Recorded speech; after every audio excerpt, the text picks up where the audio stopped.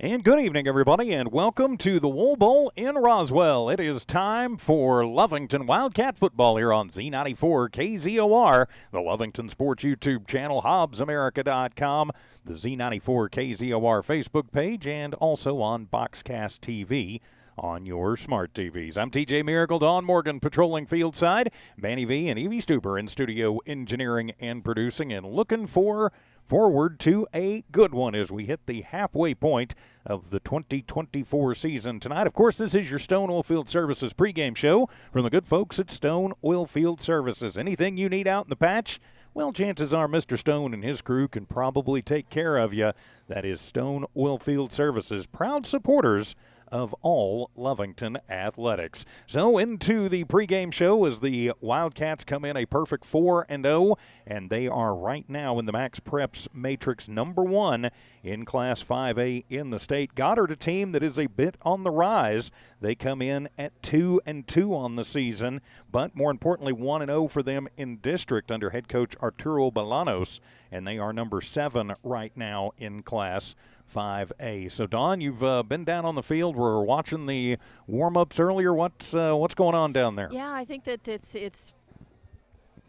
Hello? Yeah, you're there. Oh, okay. I just wasn't hearing it as much through my monitor. So, yeah, it just seemed business as usual for these Lovington Wildcats. They seem to be going through their warm-up and everything firing in all cylinders, and they seem solid, they seem good, and everything just seems pretty nice. So, yeah, just expecting a good evening of football. It's a beautiful evening. We got a little cloud cover, so we don't have the glaring sun, from the west, that we're having to look into. So lights, stadium lights are already coming on, and bands are in place. I think everybody's lining up and getting ready. So anticipation, is high. Big target on the Lovington back, as they've been ranked number 1 since the beginning of the season. But they're in a new classification, a bigger one. They're in a new district, a bigger one. And here they are, I think, defying all expectations, really, with a 4-0 season record, some important wins under their belt to get them here, to give them that confidence and the boost. But every one of these matchups counts. And Lovington and Goddard are two teams that have played each other many times in the past. And so there's just an awful lot of history coming into tonight's game. Well, there certainly is. And, I mean, we can go back to history, and I would have to actually look and do some more history homework.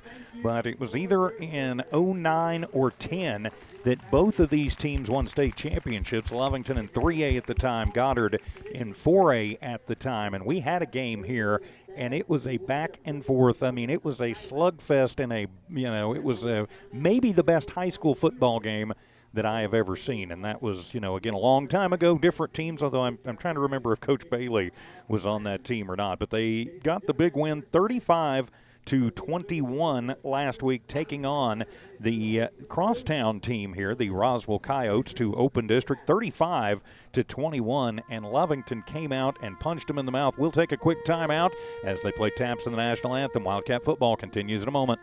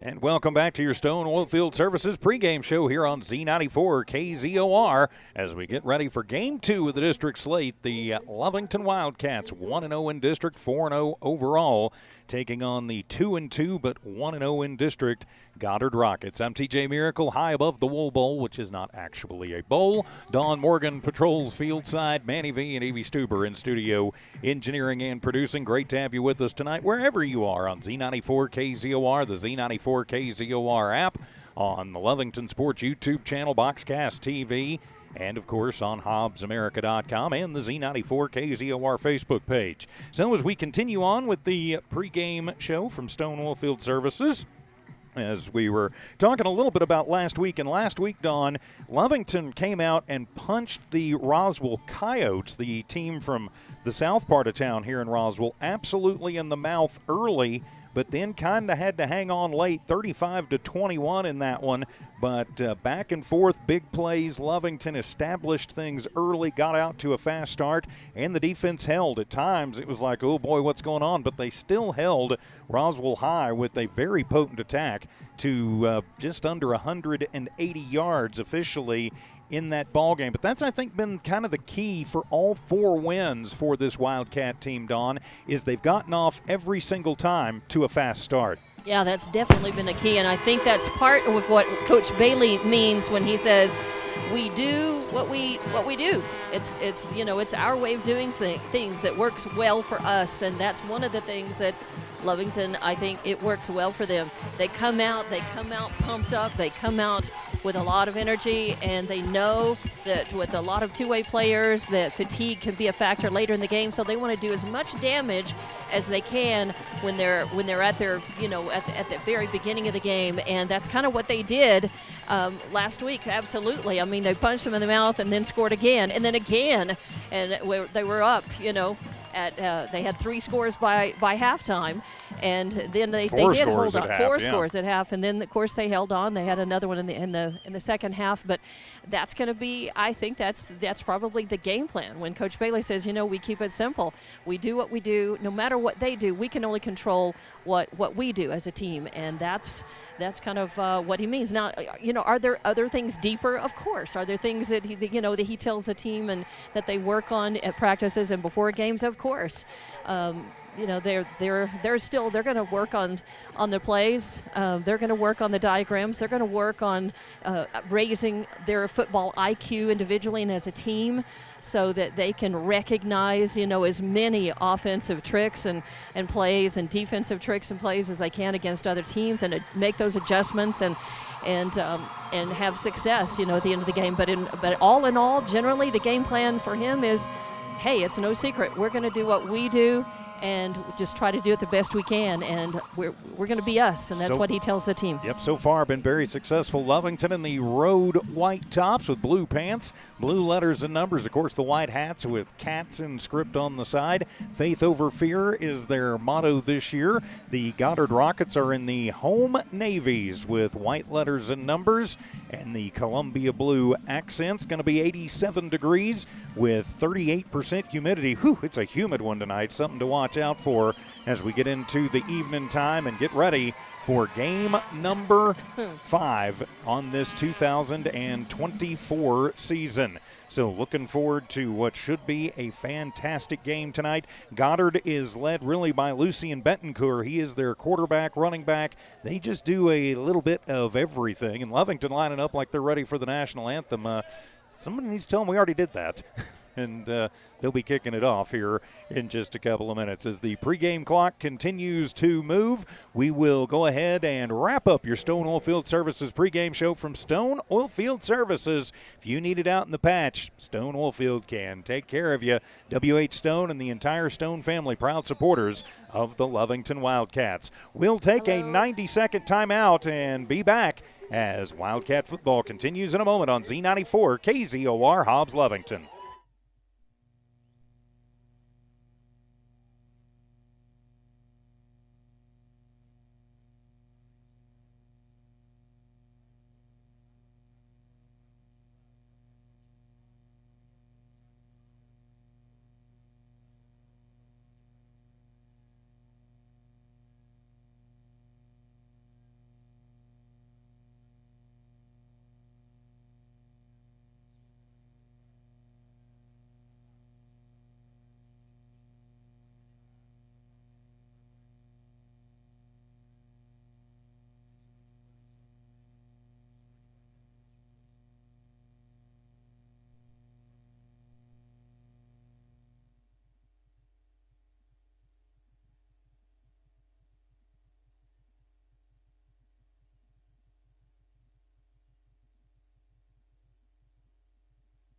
And welcome back, Lovington Wildcat football time here on Z94 KZOR Hobbs Lovington, the Z94 KZOR app, Lovington Sports YouTube channel, and HobbsAmerica.com. I'm TJ Miracle high above the Wool Bowl. Don Morgan patrols field side. Lovington won the toss and deferred. They will kick it away as Aranda kicking from the south end zone towards the north. The Goddard Rockets back deep to receive, and we are ready to go. Friday night football is underway. It is a high end over-ender. Going to be fielded back at the 2-yard line. Bringing it back to the 5. They go with the starburst across the 20, out to the 25, and a huge block. And no flag, but a good tackle made by Bronx Areola as he got the man who was running through everything. That was Sabrian Benavidez, in good field position for the Rockets. They'll have it first down and 10. Gabriel Maldonado also in on that stop. So Lucian Betancourt is the quarterback. He will bring his squad out. They will line up at the 28-yard line, officially first down and 10. Goddard likes to play big boy football right up the middle, but they are not opposed to dumping a pass. They go with a modified wishbone look. 2 backs in the backfield with Betancourt up under center. Actually, 3 backs in the backfield. It is a true wishbone. Betancourt hands it off. A little slip in the backfield and no room to run. Lovington stays home and smacks down the runner right at the line. Amy Munoz cross for Lovington and making a big falling on him. And that was Xavier Perez on the carry. No gain officially, and it'll be second down and 10. Just underway, first quarter, Wildcats and Rockets. Wishbone formation again for Betancourt. He's got the wishbone, 3 backs behind him, 2 tight ends in the ball game. Slip a man in motion over to the right side. They will fake the pitch, then hand it off to the inside man. Lovington not falling for that one at all. Nice job on the inside by the Wildcats as they bring down Perez again. He got a yard that time, but that was it. It is third down and 9. Big play there for Kyler Reeves. Yeah, I was about to tell you that was Kyler who sniffed it out, got to him first anyway, and made the stop, grabbed the jersey, and brought him down. Slammed him home. Yes, he did. 3rd and 9 from the 29. And the wishbone is something I'm not sure any team in America actually prepares for anymore. Yeah. You know, it's probably been 15 years or more since I called a wishbone formation on a regular basis. It's old school, but it can work. Yes, it can. And the handoff going to the left side. A little bit of room there, but Lovington's line collapsing in and shutting it down very quickly as Lovington holler and fumble. I don't think it was. I think it was just a gain of 1 on the far side. And let's see who comes out of the bottom of that pile. I think they could. They're still fighting, and they're still trying to untangle them down at the 20 or the 31-yard line.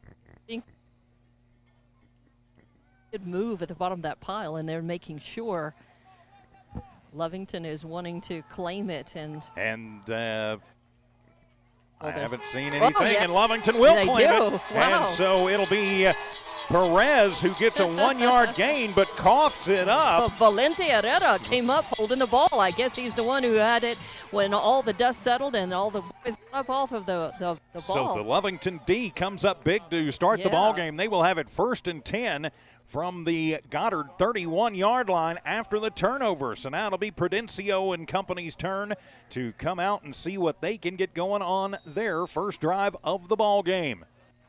From the 32-yard line officially, first down and 10, Wildcat football. They come out with an offset eye, and Prudencio from the shotgun as always. Twins left, single receiver right. Everybody moving before that one. And welcome back, by the way, to Cameron Ochoa. Saw him in uniform as they came out. False start on the Cats. Give them a 5-yard knock, and so that'll move them back to the 37-yard line. First down and 15. Yep, Cameron, number 24, after out. Not in the game yet, but he is in uniform tonight. After being not even in uniform, but being on the sidelines for several games, now at least in uniform. And Cardenas will go onto the left shoulder of Prudencio. Now they'll move Olguin onto the right shoulder. Twins left, single receiver to the right. Now they'll split everybody out. They have Olguin in the slot on the right side. Goddard shifting at the play and throwing it underneath. Complete to Olguin. Nope, he dropped it. Yep. Looked like he had it, but he was under intense pressure as driving in and looking to take a piece of him was Nathan Reed. So it'll be incomplete. Second down and 15. think he just looked up just long enough to clock and register how close Reed was getting to him. It just was at that instant. It's early on, and Olin and all of our capable receivers have plenty of time to make it up. So a second down and 15 for the Wildcats from the Goddard 37-yard line after the fumble. Prudencio back to pass, looking, has time, guns it across the middle, has a man who gets blown up inside the 30 down at the 28-yard line. So Jaden Gutierrez, he makes the catch, gets popped for his trouble. He's going to pick up, well, they put him down at the, let's see, they're going to put him at the 25. So it'll be a pickup of 11, third down and 4. That was big. It was. It was a bullet of a throw. It was on target, and it was a huge hit from behind. I think that was number 22, Levi Vizcarra. I think so. Who popped him right after he got it. Offset eye in the backfield. Prudencio with the option look, keeps it himself, goes right into the top, and he's going to get drilled after about a 1-yard gain. And Goddard up and running around like they just won the Super Bowl. Sorry, it's just a tackle, guys. I understand you're jacked up, tail and pain on that stop. It'll be a pickup of 2 on the keeper for Matthew, and so it'll be 4th down and about 2 to go. I have to think the Cats are going to go for it here. Sorry about the camera. We are having to use a little bit different tripod up here tonight. A little bit shorter one, so things are not quite as easy as I'm used to. So the Cats will go for it on 4th and 2. Empty set in the backfield. Goddard looks like they are bringing the house. They've got 6 men lined up across the front. High snap, Prudencio with it. Steps up, guns it across the middle and caught and into the end zone. 6 on the board. Touchdown Wildcats. Alec Olguin takes it 24 yards to the house. Hauls in a high pass, and the Cats take advantage of the turnover and strike first. Woo! And he juggled it a little bit. It was kind of high. He was catching it over his shoulder, and but he hung on. Thought for a heart-stopping moment it was going to pop out, but nice throw and catch, and Lovington on the board looking for the point after now. And now Aranda for the point after. Snap is, we got whistles everywhere, and Goddard is out, and they are fired up, and they're going to call offsides on Goddard. And that's a 1-yard penalty. I hate to write that down because it really, in the grand scheme of things, doesn't mean much. I am just going to chart it down as an extra penalty. So move them half the distance to the goal. The only thing you might think now is go for 2, although they are keeping Aranda out there, and they will. Well, nope, now they're going to the Wildcat, and to Olguin. He sweeps it out wide to the left and put 2 more on the board. Olguin with the touchdown and then the 2-point conversion. The Cats take advantage of a turnover and a penalty and punch it into the end zone. 8:28 remaining in the first period. It's Lovington 8, Goddard yet to get on the board. Wildcat football back in a minute on KZOR.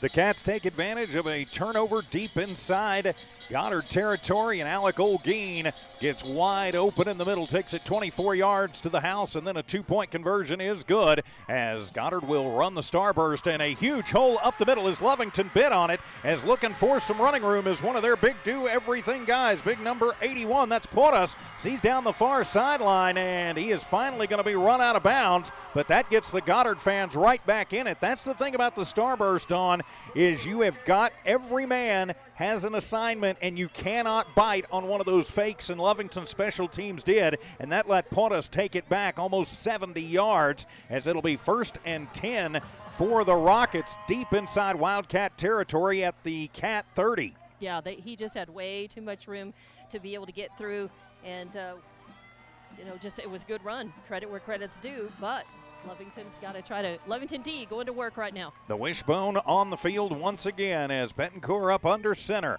He will hand it off, going to the left side, and then cutting it back over the guard is Perez once again. He's going to fight for about 4 yards on that one. Fighting hard for it. He is the tailback in that wishbone formation, and he'll take it 4 yards down. Well, they gave him a big forward progress. They gave him 4 more yards out of it, so an 8-yard gain, and it'll be 2nd down and 2 for the Rockets. Goddard quickly back to the line. Cats put 5 men across the front. Goddard not going to do a whole lot fancy. They're just going to try and ram it right down your throat. Hand it off again. Perez left side is hit in the backfield and dropped.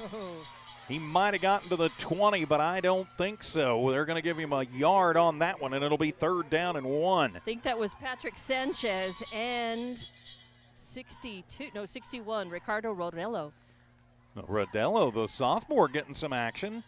I think. Sliding down the line very nicely there. So it'll be 3rd down and 1. Goddard knocking on the Wildcat red zone door. Goddard getting their groove on the last couple of weeks. Under center Betancourt, and he'll just push forward himself, and then the tush push, just like they run in Philly, and that will get him all the way up to the 15-yard line. It'll be a pickup of 6 on the keeper for Betancourt, and it'll be the first down of the ball game for either team. Goddard has it inside the Wildcat red zone. Clock moves to 6:50 remaining. Goddard all over Santa Teresa last week to open district. I believe it was 42-6. And before that, they beat Valley. A stop and or a turnover would be huge for Lovington. They'd like to not get into a slugfest. And we've got guys moving everywhere, and they're going to say false start on the Rockets. They want to avoid a you score, we score, you score, we score kind of an evening here. Yes, we do not want this to turn into a track meet, and so it goes from 1st and 10 to 1st and 15. So back them up outside the 20 to the 21-yard line. 1st and 10 for the Rockets, or rather 1st and 15 now for the Rockets. 6.5 to go here in the first quarter. Lovington with the 7-0 lead. Betancourt and the wishbone come out. He'll go up under center, the 3-headed backs behind him. Barking out the signals. Fake the handoff, looks to pass. Coming near side, has time, dumps it over and throws it over the head of his intended target over on the near side, which was Vitaquera. And so it'll be incomplete. That is not the Rockets' bread and butter. They will do it, though, just to keep you honest. That was Patrick Sanchez and Jaden Garcia again, 60, not 61 or 62. That was Garcia previously, I do believe, as well. All right. So they were right there putting pressure on and really forcing him just to dump it, throw it away. So it'll be 2nd down and 15 for the Rockets from the Cat 21-yard line. Wishbone and 2 tight ends in the ball game. Now they'll sneak another guy over to the far left side. On the pitch, coming to the near side, a huge block put on, trying to cut it back over. And inside the 15-yard line on that carry was Chavez, Jordan Chavez. And so they'll give him 5 on the carry, and it'll be 3rd down and 10 for the Rockets. They'll move him to the near hash mark. So 3rd and 10 now, ball spotted at the 16-yard line. Under 6 minutes to go, a fast-moving first quarter here at the Wool Bowl. Which I'll say it again, it is not a bowl, but it is the name of the stadium. Now Goddard going to try and line everybody up. They're going to split twins to the right side, single receiver to the left. And from the shotgun with a single back in the ballgame. Betancourt back to pass, looking, tosses over to the left side. He was throwing a flag route, and his intended target, that was Vitaquera, was doing a curl, and the only people in the neighborhood were Lovington Wildcats. If one of the Cats gets a hand on that one, he's got a clear shot going into the other end zone. Would have been nice. That ball was headed straight for the pylon. For the right-hand pylon, marking the end zone. So it'll be 4th down and 10 from the 16. Got to think it's, Goddard's pulling the offense off the field. They are going to attempt the field goal from here, it looks like. Which, I mean, it's a sound, strategic thinking here. You know, And their kicker is on and booted away. It'll be Nathan Reed as Reed. The snap is good and it is partially blocked as the Cats fly through and get a piece of that one as coming up and knocking that one away. Alec Olguin also putting on the pressure was Weiser. Yeah, number 2, Weiser. Both of those guys really. So give it to the Wildcats. Yeah. Now then, when we've missed a couple field goals, they've spotted it out at like the 35-yard line. So where are they going to spot it for us? Roswell faithful, unhappy. They're going to put it at the 20. Yeah, I think they're probably arguing that there was a penalty somewhere. Yeah, they're the Roswell. The roughing the kicker, I think, is what they want. Not going to get it. And so they will spot it at the 20-yard line. So the field goal attempt no good. And so it'll be 1st and 10 from the 20. Wildcat football, their second offensive possession of the ball game. Prudencio with it, hands it off. Cardenas, it's a little trickeration as Prudencio keeps it himself and gets about 4 yards over on the right side. So Prudencio, a couple carries already tonight. He usually only has 3 or 4 in a game, and he's already got half of those tonight and gets 4 yards out of it.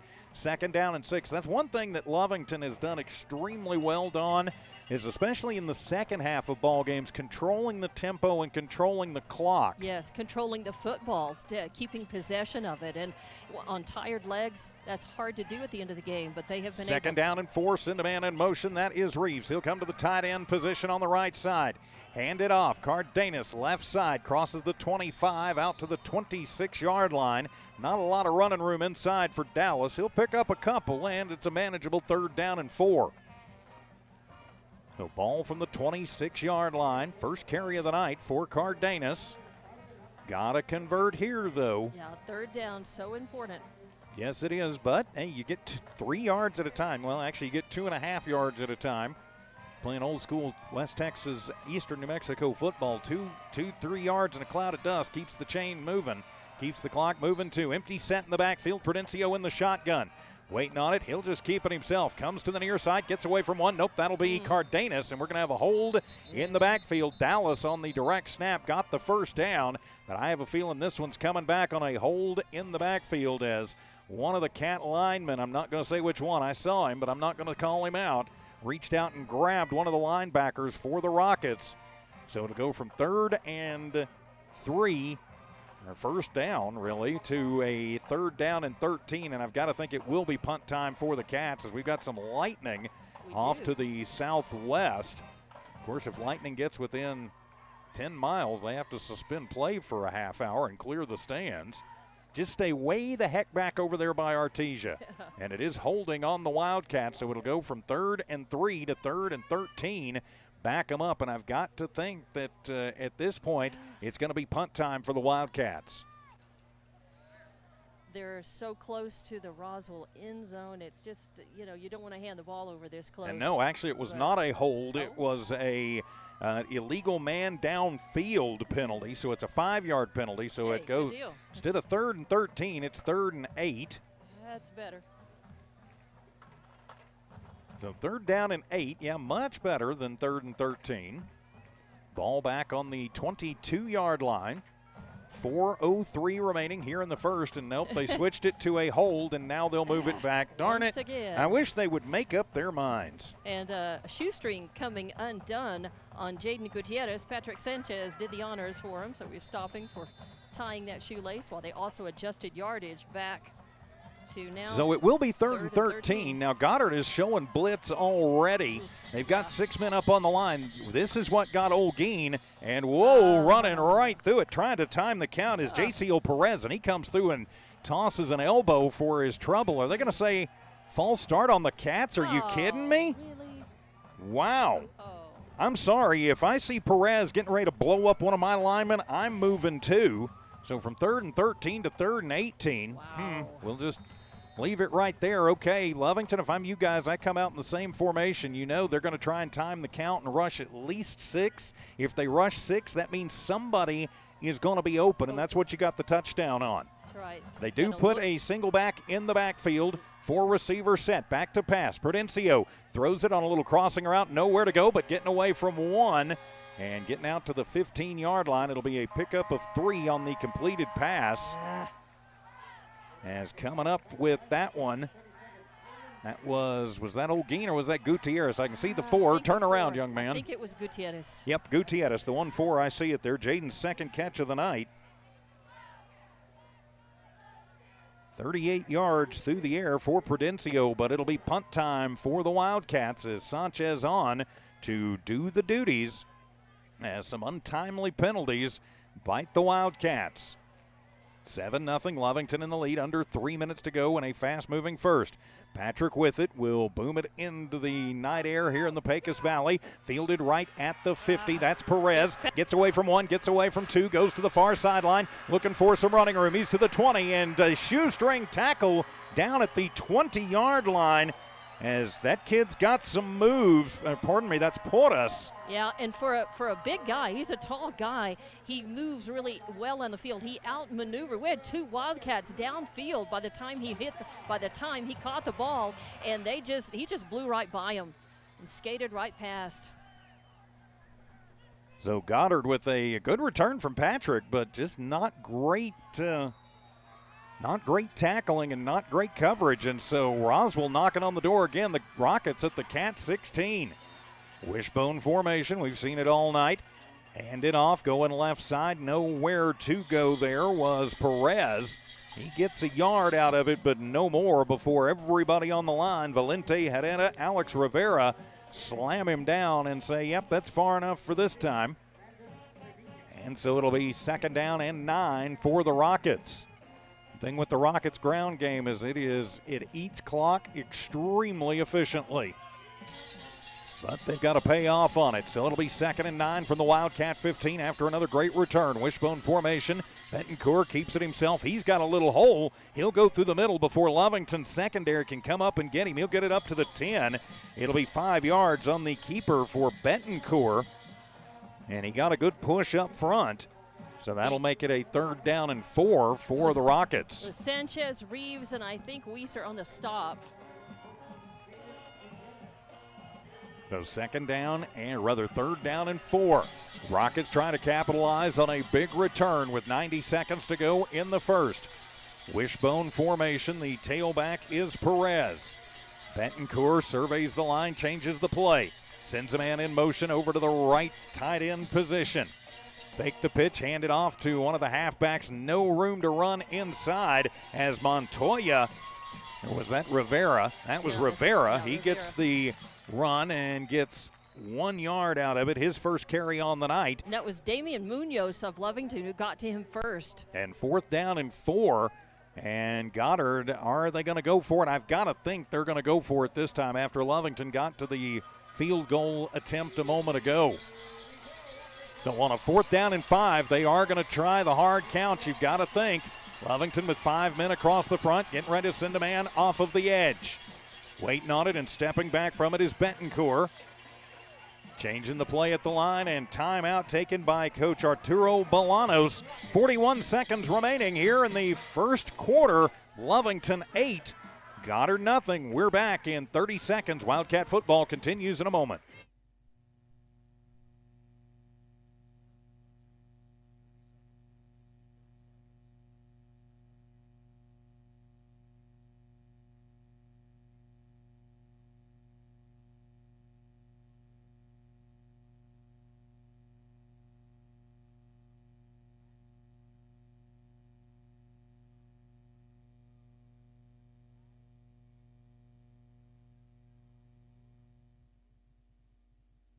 And welcome back to Wildcat football from here at the Wool Bowl in Roswell. It is decision time for Coach Arturo Bolanos and his Goddard Rockets. They've got it 4th down and 4, but they are on the Wildcat 10-yard line. They tried the hard count. Lovington didn't bite.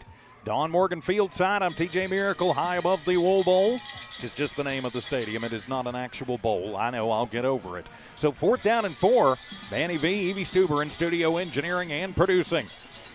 So they'll come out in their standard wishbone formation. They're deep back this time, though. Looks like it's going to be Porras. Betancourt up under center, barks out the signal. He'll pitch it. Porras going to the left corner. He's got the room, and he will go into the end zone. 10 yards for the Rocket touchdown is Porras. Lovington has had heck bringing him down tonight, and he will get the Rockets back to within 2 on the 10-yard touchdown run. Yeah, and Lovington's got to come up with an answer to stop, or I have a feeling, Goddard is just going to ride that porous horse until it just won't ride anymore, and Lovington's got to come up with stops against him. And so now they're going to go in the swinging gate. They do have their field goal kicker out. Now they will send a late substitution in, as chugging off the field is Lorenzo Lente. But their PAT kicker, Nathan Reed, is in. Now looks like they're going to go, they're going to swing it open, and they will go into the point after with 4, with 3, with 2, with 1, and they get that off right at 0, and Lovington comes through and gets a piece of it. Again. It is partially blocked and no good. And with 37 seconds to go in the first quarter, Lovington leading this one by a score of 8-6. Since we've only got 37 seconds to go in the first half, we'll just keep it right here. Say big thanks to everybody for being with us tonight. Lovington Sports YouTube, HobbsAmerica.com. Yes, we got the YouTube channel. We think we got all that working. Evie, if you would check, just double check and text me, please. But also HobbsAmerica.com. And, of course, on Z94 KZOR. So you knew the Goddard Rockets were not going to go away, Don, and you're right. Portis, they've got to find a way to stop him, or I think you're right. He's a big body, a big boy, big, strong kid. He's just going to bang, bang, bang, bang, bang, and power you unless Lovington can find a way to not only contain him but stop him quickly. Lovington still with a 2-point lead, but Roswell is going to try to use the momentum and excitement of that touchdown run to be able to, keep the momentum. And a great crowd on hand tonight. Yeah, pretty full over on the home stands. Huge home crowd. And loud. About a 12,000 seat stadium here in Roswell. So as Reed will tee it up at the 40, he will kick towards the south end zone. 37 seconds to go, first quarter. Lovington leading 8-6. Couple of Wildcats back deep.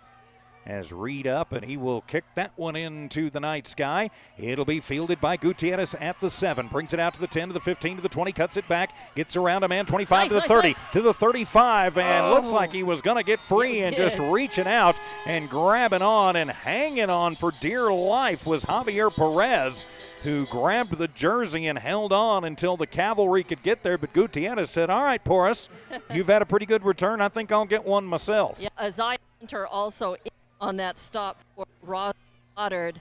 And now Lovington, they need to do what they do. Fire it up, and game on. Fire it up, fire it out. You bet. And so it'll be 1st and 10 from the 37-yard line. Wildcats' third possession of the night. Single receiver left, single receiver right in the Wildcat. To Cardenas trying to get the corner. Turns the 45 across to the 48-yard line. Going to be very close to the first down. He will have it and move the chains. First down, Wildcats. Yeah, nice and that is their first down of the night. Nice run. Really nice job for him. And bringing him down in on the stop, Talon Payne. Yep, for Roswell. Goddard. You and the spotter upstairs on the other side. And I'm a little perturbed. I mean, I have no problem with where we're at, but there are at least 3 empty booths on the other side. But you're not in the air conditioning, so neither am I. Single receiver left, twins to the right. The option pitch, and first time we've seen that. Not sure you do that under that pressure, as that'll be dangerous. Back to the line of scrimmage for Cardenas. He bobbled it briefly, and that will end the first quarter of play. The Wildcats in a slugfest against the Rockets. They lead at 8-6. We're back in a minute. Wildcat football continues in a moment.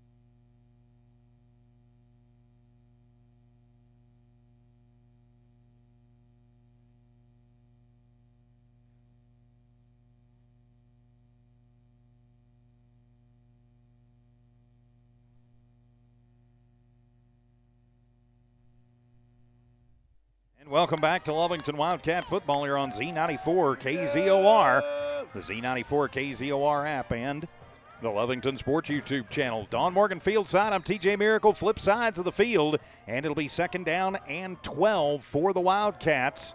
As we start the second quarter, they lead by 2, 8-6. Twins to the right, single receiver to the left. Cardenas is the single back in the backfield. They'll put Reeves in motion. On the option look again, Prudencio rolls right, guns it underneath, and has a man right at the 50-yard line. It'll be a pickup of 5. Reeser, 2. So gets it to Weiser for 5 yards, and that'll bring up a 3rd down and about 7.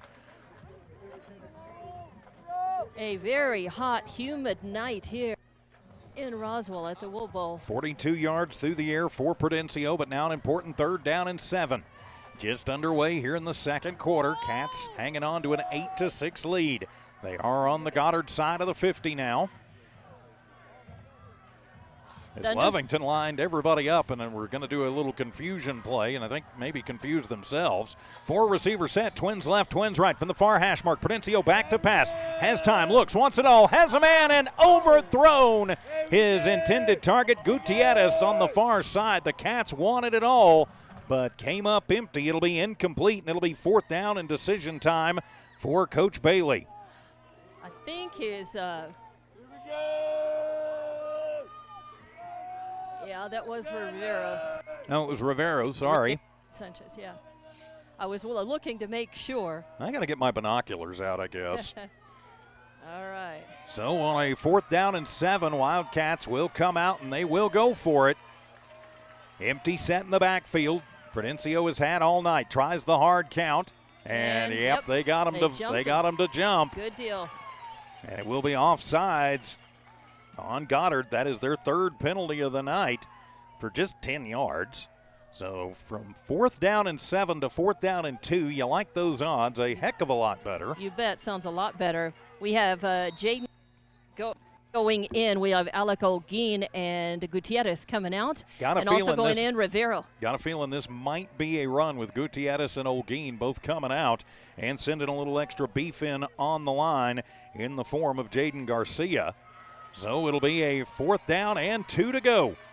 Cats inside Rocket territory. Fake the handoff, rolling out. Prudencio guns it underneath. Reese has a man at the 40. That is Reese, his first catch of the night. It is good for 4 yards and move the chains. 1st down, Wildcats. Yeah, Prudencio rolled out. He had to get rid of that pretty quickly, and Reeves was able to get it, scoop it up before he slid down. So put it right on the 40-yard line. That's what you need to do. You just move the chains, control the clock, and to quote Hank Stram, I do it every game, and this is the time. Matriculate the ball down the field, and that's what the Cats are trying to do. So the Cats going to come out in somewhat of a jumbo formation look this time. Goddard going to get a piece of their own medicine. They'll put Olguin out on the flat. Now breaking down. Prudencio dumps it underneath. Has Sanchez. He's across the 35 and upended at the 32-yard line, as that was number 27, Reed. And I think Patrick maybe made one move too many. It's still good for 7 yards, though. You'll take it. Nice run. 2nd down and 3. Give him 8 officially. 2nd down and 2. So Wildcats doing a nice job. Just got to hang on to the football. And they're not in any particular hurry, but you also don't feel like they're dragging their heels. They're just taking their time. Yeah, playing your speed. That's right. And when you've got a ball control team on the other side, they don't like it when you do the same thing. Twins left, Twins right. Hand it to Olguin. Starts right side and nowhere to run, as Goddard had that one sniffed out. Yeah. With, I think, everybody in royal blue or navy. Moreno and Perez. And Groyball in there as well. So it's going to be no gain on the play on Alex's first carry of the night. And so now it'll be 3rd down and 2 for the Wildcats. They need to get it right at the 30-yard line, so it's a long 2, short 3. Sun completely down here now in the Pecos Valley. Beautiful night for football, but a bit humid. Trips to the left, single receiver to the right. Cardenas in the backfield with Prudencio. Send a man in motion, that's Sanchez. They'll throw it to him in the flat. He gets across the 30, and could be a targeting penalty, but he gets enough. 4 yards. on the completion to Patrick and move the chains. First down, Wildcats is coming in hot and heavy and going for the head. Yep. Isaiah Johnson. Yeah, Guess they're saying it was just incidental, and I don't think he was targeting him intentionally. I think it was just continuation of the play, really. So they will mark the ball. They didn't give him a great spot, but they put it between the 29 and the 30. It's more than enough. Move the chains. First down, Wildcats. That's all they need, really. They just keep moving the chains. So from just towards the middle of the near hash mark, bunch them in tight on the right, single receiver to the left. Fake the handoff, Prudencio in the flat, and nowhere to go for Weiser as he is hit and hit hard right in the back as Reed comes up, and Weiser slow to get up. Yeah, Nathan Reed he punched him, and Weiser looked like a rag doll, just getting shaken.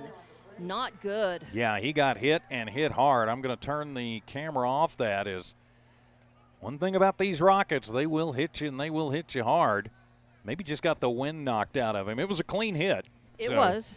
We can it hope was just a clean, good hit. Just hope he's all right. Like I said, I imagine just the wind knocked out of him as they hit him. Angle. Mm-hmm. Probably hit him right in the right spot, right on the lungs, and yeah, right. And then put him down on top of the ball, which doesn't help. While we've got a moment, say a big thank you to Bob's Thriftway, Eastern New Mexico University, Battle Energy, Eunice Pump and Supply, the Miko Companies, Cannon Safety, Man Welding, Lovington Schools, Devon Energy, Stone Oilfield Services, First American Bank of Lovington, also Lovington Auto Supply, Napa, Master Plumbers, and the Lee County Electric Cooperative. You see them there on your screen, and they make it possible for us to bring you these ball games absolutely free of charge. We do not charge you to watch these, and because of those great sponsors, we will never charge you. We never ask you for donations either. A lot of people now are charging you or begging for donations. We're not going to do that.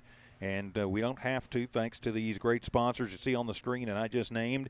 So if you're in the market for anything these folks do, be sure that you give them consideration and shop local and shop with those companies and do business with them for supporting your Lovington Wildcats. Of course, we are back on the Lovington Sports YouTube channel tonight, or at least we were a few minutes ago. I think we got those issues worked out and corrected. Be sure you subscribe to the channel. Never miss a minute of your favorite Wildcat sports. And remember, once we get to 2,000, I will give somebody another $100. We've already had one $100 winner. We'll have another one. Weiser set up and then got up, but he is being helped off the field. And yeah, he's favoring one of the legs pretty good. Yeah, he is. His left leg is not looking good. Yeah, they're taking him towards the sideline in the training room. They may be back and they may be getting the ambulance out over there. But so Weiser, you certainly hope he's okay.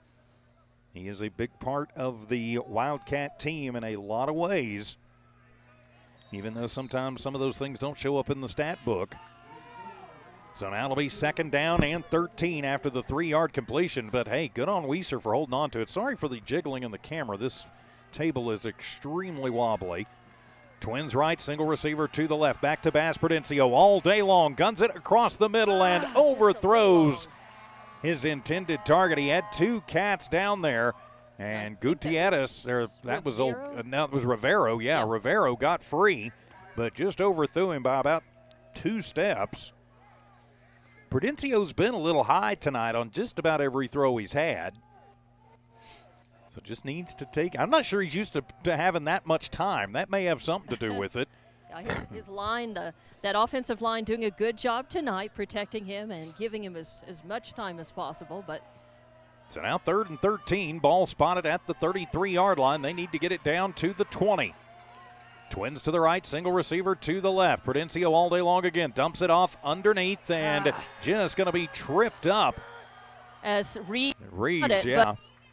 Tripped up by number 30 for Ernesto Garcia.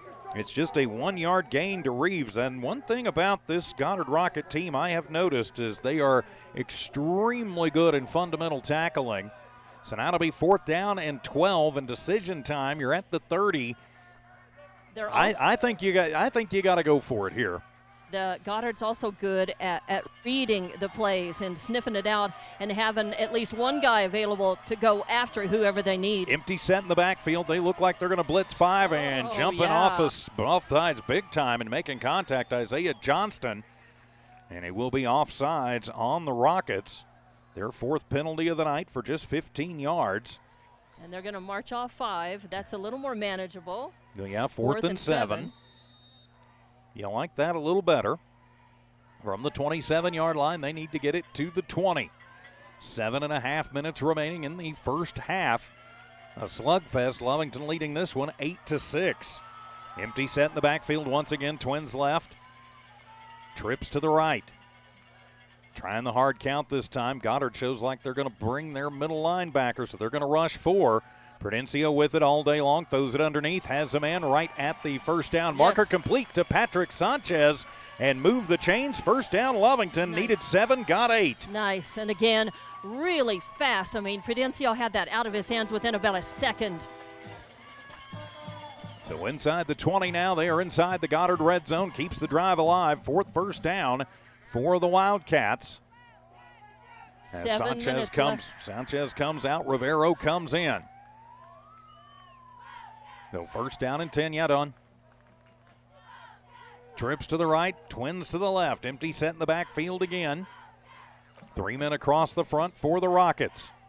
And just keeping it himself. Matthew goes to the line, gets a little room on the left side, gets inside the 10, gets away from a tackle, and then down to the 5-yard line. Nice. Before he is hit and hit hard. Reed is everywhere on the field out there, and he also got hit pretty hard by Jordan Chavez. But it'll take him from the 19 down to the 9. 10 yards on the keeper for Prudencio. First and goal, Wildcats. Yeah, that was a nice run. He really had to pay attention. He tiptoed through it. He stepped over bodies and around and got to where he needed to go. And give him to the 7, so first and goal from the 7. It was kind of one of those fearless runs, and it reminds me of the Wildcat banner that fans put up in front of visiting stands tonight that says, "Be fearless, faith over fear." Good snap. They'll hand it to Cardenas on the sweep right side. Gets away from Reed, but can't get away from the rest of the cohort as Reed trying to take his head off with the clothesline from hell. If you ever remember that old WWE move, Mark Graliola comes in and cleans him up. No room to go for Cardenas. He'll lose 3, and it'll be second and goal from the 10. 9 yards on 4 carries for Dallas Cardenas. So obviously he's one of the players that Goddard defense is keying on, and really Goddard is keyed in on the run, only with 3 guys across the front. Oh, they've done a nice job stopping the run. Containing all, yeah. Single back, that's Cardenas on the left shoulder. Back to pass, looking. Rivero throwing it underneath and skipping it in, trying to get it to Rivero is Prudencio. Incomplete. It'll be third and goal from the 10. So now third and goal from the 10-yard line. And I've got to think, the line has played incredibly well. Well, we'll worry about it after this play. So 5:25 left in this second quarter. Lovington still up by 2, 8-6. Got a tight football game going here on this hot night. Yes, we do. Lovington. The good news is I quit seeing lightning off to the southwest, so I think those storms have moved off in the direction. That is good. Bunch them in tight on the right side. 2 receivers to the left. Prudencio back. Matthew has time. Now he's flushed. Rolls, throws, and tipped away at the last minute, but a flag flies. And where that one flew, that may be pass interference. Could be. We'll wait and see. They don't signal it to this side. Do it at the 15. Hold on. Let's see what they say. And they still haven't signaled. Is now the Whitecap going to go talk to the side judge? He put it down at the 15-yard line. Well, they threw that flag in the where they would throw it for a holding. Yeah, it looked and like I didn't see a hold. And they're going to call holding on Lovington. Wow. And it'll be declined, and so it'll be 4th down for the Wildcats. I didn't see the hold. I saw the pass interference. Right. And so Lovington decision time. Do you go for it on 4th and goal from the 9, or do you kick the field goal? And Lovington keeping the O out there. Right. That's what it looks like to me. So looks like I like it. Go for it. 4th down and 9. Wildcats are going for it. Twins left, Twins to the right. It's end zone or bust for the Wildcats. Prudencio back to pass, has time. Now he's going to get flushed. Comes to the left side. Flag on the play, gets it in the end zone, but it'll be coming back on a hold. Yep. As he completed it in to Patrick Sanchez, but we are going to have another hold on Lovington. And they're going to take it this time. Yeah. So another bad hold And they could have very easily called JCL Perez for roughing the passer because he blew up Matthew after the play, and so it'll be a 10-yard penalty against the Cats, their 4th of the night. So it'll be 4th and 19 now for the Wildcats. 10-yard penalty. So it looks like Aranda is going out. It looks like they're going to attempt the field goal. And I think that is the right call. Get the points with 5:11 to go. Olguin will set up at the 25. Yep, we'll call it the 25-yard line. It'll be a 35-yard attempt. Aranda certainly with the leg. Good snap, good hold. Kick is up into the night air, and it is good. 35 yards for Aranda. And the Wildcats put points on the board as they will take the lead in this one, 11-6, 5:05 remaining in the first half. Wildcat football back in 1 minute.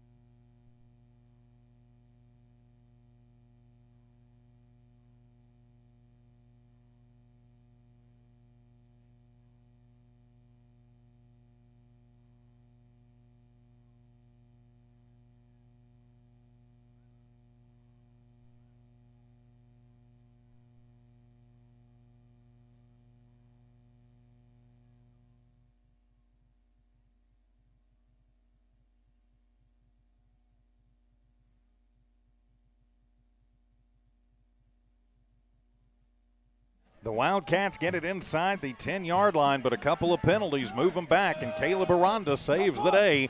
35-yard field goal, and the Cats go up by a score of 11-6.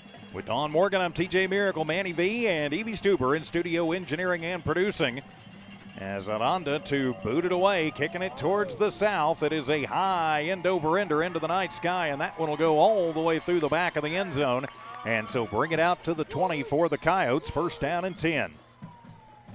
One thing about Aranda, if it's a good snap and Alec can get it down, he's probably pretty well automatic from, I would say, anywhere from 40 to 45. Yeah, he's definitely got a great leg. He's had some problems, but it's been bad snaps and just pressure not allowing him to really settle into a couple this year. But if you will remember, it was 2 field goals against Carlsbad that made the difference in that ball game. You bet. So you never know when you're going to need those points. 5:04 remaining here in the first half. Goddard gets the football back. They come out in a new look. Bentoncourt from the shotgun this time, and he'll just keep it himself. Goes left and runs into a white-clad wall, and the Cats pop him down right at the line of scrimmage. As that is, I'm sorry, I've gone completely blank. Kyler Reeves, there we go. Kyler wears number 7. Right. Bentoncourt, no gain on the play. And it'll bring up a 2nd down and 10 for the Rockets. The linemen also doing a good job sliding over that way. Garcia and Herrera both helping clean that one up.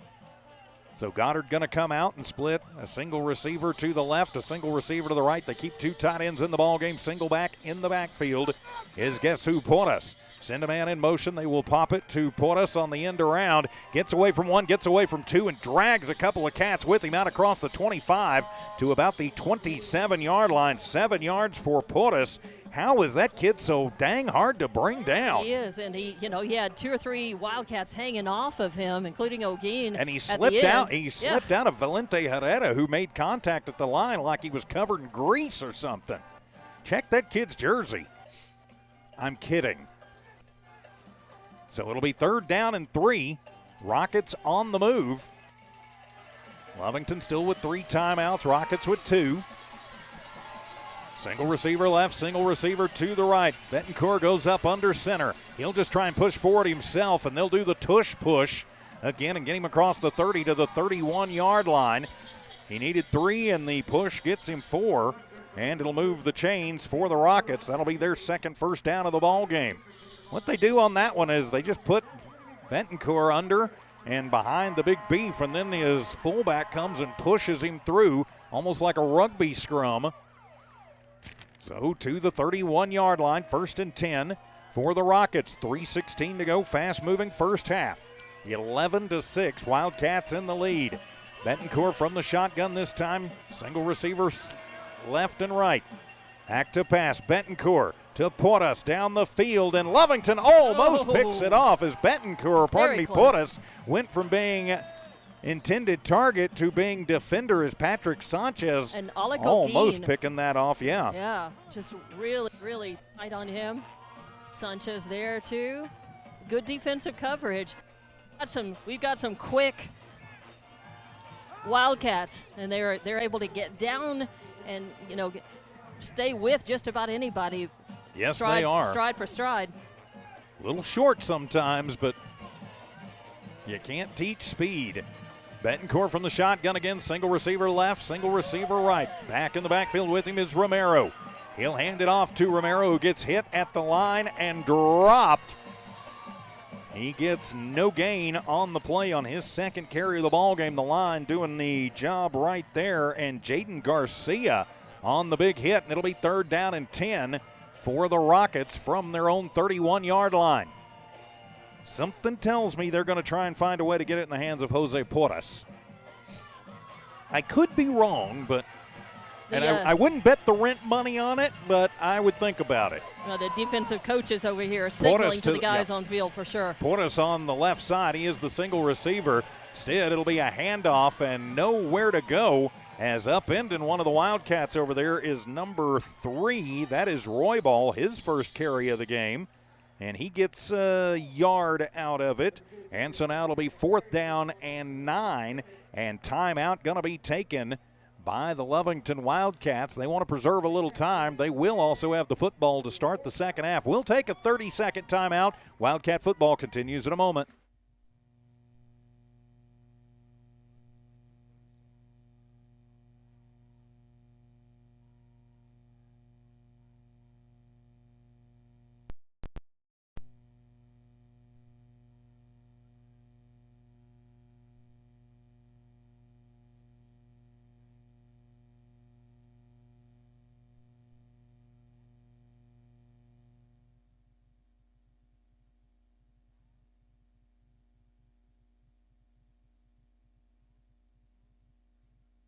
And welcome back. Wildcat football here on Z94 KZOR with Dawn Morgan fieldside. I'm TJ Miracle.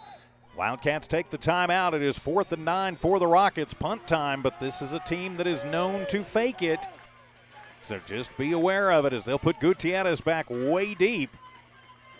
As Porras is the punter, and he gets it high in the air. A nice one. Lovington hollering, get away from it, get away from it. Takes a Lovington bounce and back to midfield. Ooh. So it winds up being an 18-yard punt. And Lovington will have it with 2:14 remaining in the first half, a 5-point lead, and a chance to get a 2-score swing here as they get the ball. If they can score here and then they get the ball to start the second half, this could be big. Lovington with 2 timeouts has got to find a way to punch it in right here. There, it's the spot exactly on the 50-yard line, and Lovington with that lucky bounce. They've got a lot to work with here. Good field position for the Wildcats. They'll send twins left, make that trips left, and twins to the right. Empty set in the backfield. Man in motion is Gutierrez. They'll flip it to Gutierrez, gets a block, and gets a yard, is staying home. They're doing extremely good as Alex Salmon just chased him down the line, and that's textbook, Dawn. That's exactly what you're supposed to do. Every man on the defense, especially when you're doing man, has coverage, and they did a good job. That was Talon Payne again on the All right, Payne, so I just saw the wrong number. 2nd down and 9, back to pass. Prudencio looking all day long, throws it near side, has it completed, and the turf monster takes Patrick down this time.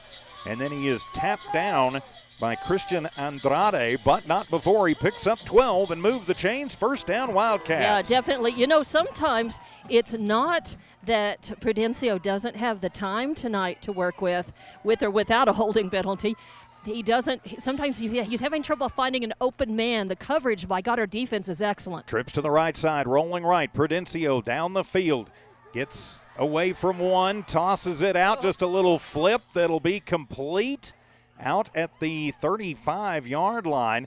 That was a desperation shovel pass, and timeout taken by the Wildcats as Olguin just sucks that one in for a gain of 1 on desperation, and timeout taken by Lovington. We'll just keep it right here. And, Dawn, I noticed that Ryan Weiser is back on the Lovington bench. He's sitting on the trainer's table, but yes, good to see him still in the stadium and back on the Lovington sideline. Yes, it is a very good sign. I don't know if they have any entertaining being able to put him back in at all or not, but at least, it's a good sign that he's over. Even if he's sitting on the trainer's table without the helmet, it's okay. It's better news than it could be. Yes, it is. So Wildcats take their second timeout, 1:09 remaining here in the first half. Lovington has the ball, 2nd down and 9 from the Goddard 35-yard line. They lead this one by 5, 11-6. And need to find a way to get some points on the board. You get about another 10 yards out of this, you feel pretty comfortable in Aranda's range.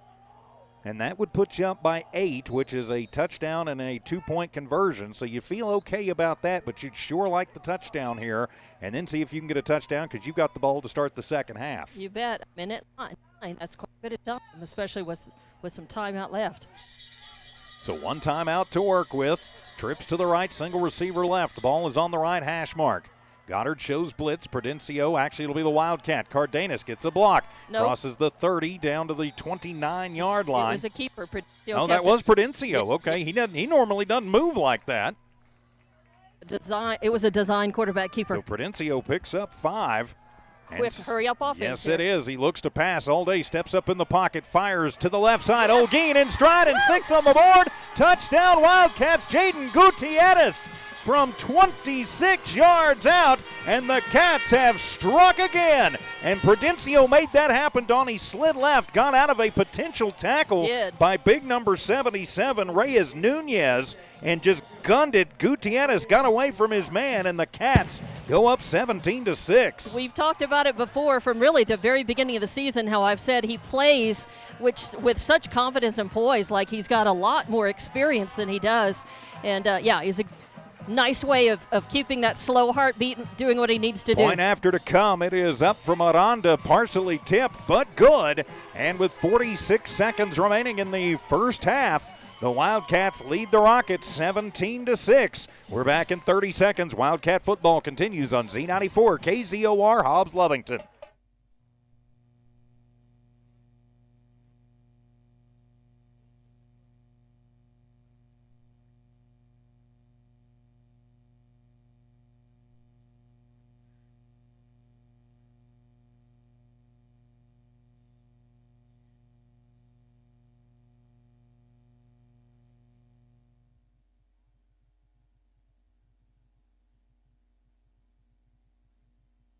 It's a 26-yard strike from Matthew Prudencio to Jaden Gutierrez. The point after by Caleb Aranda is good, and with 46 seconds to go in the first half, Lovington with the 12-point lead, 18-6. I'm TJ Miracle, high above the Wool Bowl. Dawn Morgan patrols field side. Manny V, Evie Stuber in studio engineering and producing. Maybe kick the ball away from Porras. Just saying. I can tell you also, Weiser has his left knee taped up, completely taped. I don't think we're going to see him at all second half. Probably not. And the kick, it is a high end-over-ender, and that one will be fielded back at the 1-yard line, bringing it out. No time to do anything on that one, and Lovington just buries Isaiah Hunter, who got creamed, and so it'll be 1st and 10. From the 15-yard line. That's where Goddard will take it over with 43 seconds, basically, 42.9 seconds to go here in the first half. Of course, don't forget, we've got your Lovington Auto Supply Napa Know-How halftime show coming up and your Bob's Thriftway Coaches Conversation going into the half with Coach Bailey. So from the 15-yard line, that was a big hit on that return for the Wildcat special teams and defense. So Goddard going to come out and send 2 receivers right, a single receiver to the left. Ball right in the middle of the field. Betancourt with a single running back with him. He'll throw the screen this time, and it is dropped by Hunter. And they say backward pass. The ball is loose. Lovington has it. Corner of the end zone. 6 on the board. Touchdown, Wildcats. The fumble recovery on the attempted wide receiver screen, and the catch recover the fumble in the end zone. They call it a backwards pass, and Lovington, just like that, puts 6 more on the board. Heads up play. Being where you need to be, watching and taking advantage of what you're given on the field. And which one of the Cats came up with that one, Dawn? I could not see it from up here. They were crowding around. And I bumped the camera for good measure, too. Sorry about that. Come on, there we go. It was Rivero for sure. Rivero, I started to tell you, but I wanted to get it confirmed before I said Elijah Rivero. Rivero with the fumble recovery for the touchdown. The point after to come.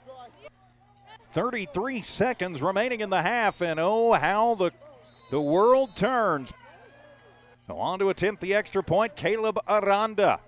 Now, it'll be interesting to see how the Rockets respond, because that's a gut punch. High snap, but Alec gets it down, and booting it through is Caleb Aranda, and a fumble recovery touchdown. Elijah Rivero takes it into the end zone, and then the point after is good. 33 seconds to go, first half. Back in 30 here on Z94 KZOR Hobbs Lovington.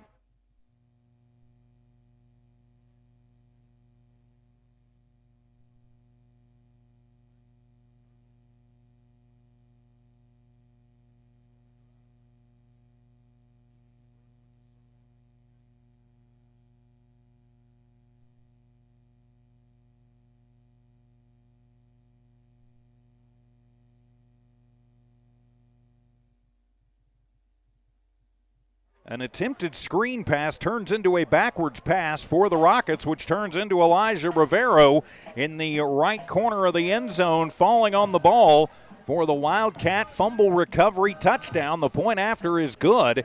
And just like that, the Cats are up by 19 points, 25-6, with 33 seconds remaining here in the first half. It's amazing how these things turn sometimes. So the second turnover turns into another touchdown for Lovington. They've turned both turnovers into touchdowns tonight, as Aranda will boot it away. This one a little bit shorter.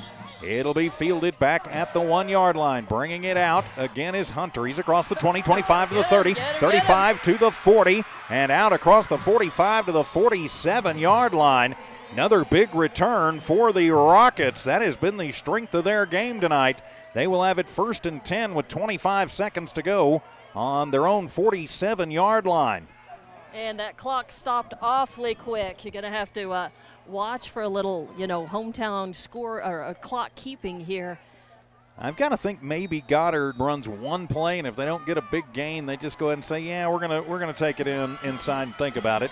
Perez is the deep back in a 4-receiver set for the Rockets. 1st and 10 from the 46 officially. Back to pass Betancourt. They'll throw the screen this time over to the far side. Lovington has it snipped out nicely as it is complete to Perez, but it's only good for a yard. That is the first completed pass of the night for Betancourt. And it'll be 2nd down and 9. Clock stops on the timeout. Goddard taking a timeout with 16 seconds to go. They've got one left. We'll just keep it right here. Remind you, we've got your Bob's Thriftway Coaches Conversation coming up, going into your Lovington Auto Supply Napa Know-How halftime show. And we couldn't be here tonight on Z94 KZOR, Lovington Sports YouTube, HobbsAmerica.com. Couldn't be here without the Lee County Electric Cooperative, Master Plumbers, Lovington Auto Supply Napa, the Miko Companies, First American Bank of Lovington, Stone Oilfield Services, Devon Energy, the Lovington Municipal Schools, Man Welding, Cannon Safety, Eunice Pump and Supply, Battle Energy, Eastern New Mexico University, and Bob's Thriftway. So out of the Rocket timeout, they'll have it 2nd down and 9 from their own 47-yard line. From the far hash mark, Twins left, Twins right. Betancourt from the shotgun. Fakes the handoff on the play fake, guns it, and into no man's land. His intended target was Roybal. Yep, Roy And it'll be incomplete. He is 1 of 6 for 1 yard. And it'll be 3rd down and 9 with 12 seconds to go here in the first half. Yeah, 12.3. So the Goddard Rockets trailing by 19, and they know Lovington's got the ball to start the second half, as Lovington has exploded here in this quarter with a field goal and 2 touchdowns. So now Twins left, Twins to the right. Tight end in the ball game. Betancourt by himself. Back to pass. Lovington brings the pressure. Betancourt is going to be hit, and he is going to be slugged down back at the 35-yard line. The sack comes in, and hello, Jaden Garcia throws him down back at the 30-yard line. A 17-yard sack for Betancourt, and that will end the first half of play. Lovington 25, Goddard 6, as Don Morgan will catch Coach Josh Bailey on his way off the field for the Bob's Thriftway Coaches Conversation. Got to think Coach Bailey's going to be a happy camper. Yeah, I think so. Okay, let's do it. All right, what'd you see? What did you like in the first half? What did you not like? We just didn't come out playing Wildcat football. And it's a perfect example is, there's plays at the beginning where we're just kind of standing around because we thought the play was dead, and instead of finishing, just finding a way to, keep playing through the whistle until you hear something play. Then we turn around at the end, and Elijah Rivero goes and gets a touchdown over there in that corner because the whistle never blew. And that's what I'm going to talk to him about. Like, there's a perfect example right there of what not playing Wildcat football at first just because we're standing around being lazy, really, and then turn around and finishing through the whistle and making a big play for us. Yeah, huge play, of course. Instead of being man, it was 8-6 for what felt like forever in that first half, which is great. You're still up by 2. But a flurry of excitement and some good offensive plays, some good breaks. And what do you tell them in the second half?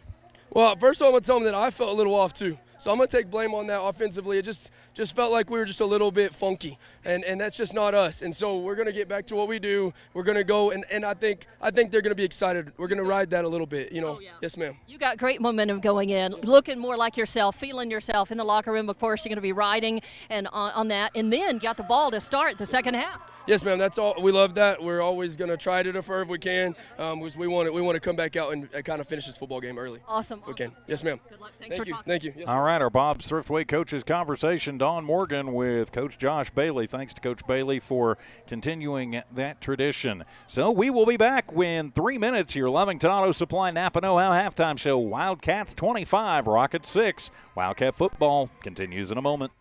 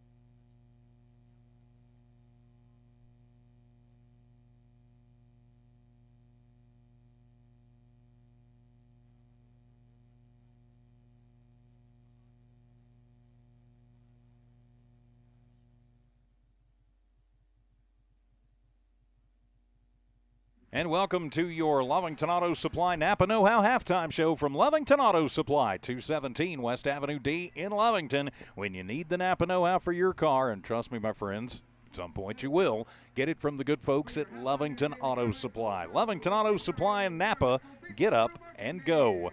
It's 25-6, the Wildcats in the lead here at the Wool Bowl at halftime.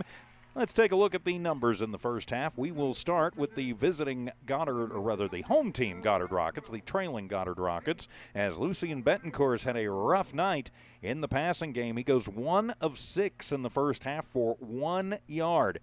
No touchdowns, obviously, no interceptions. 1 yard on the passing game. Now, on the ground, it has been the Porras show. Jose Porras, 2 carries, 17 yards. One of those a 10-yard touchdown run. He leads the way with 17 rushing yards.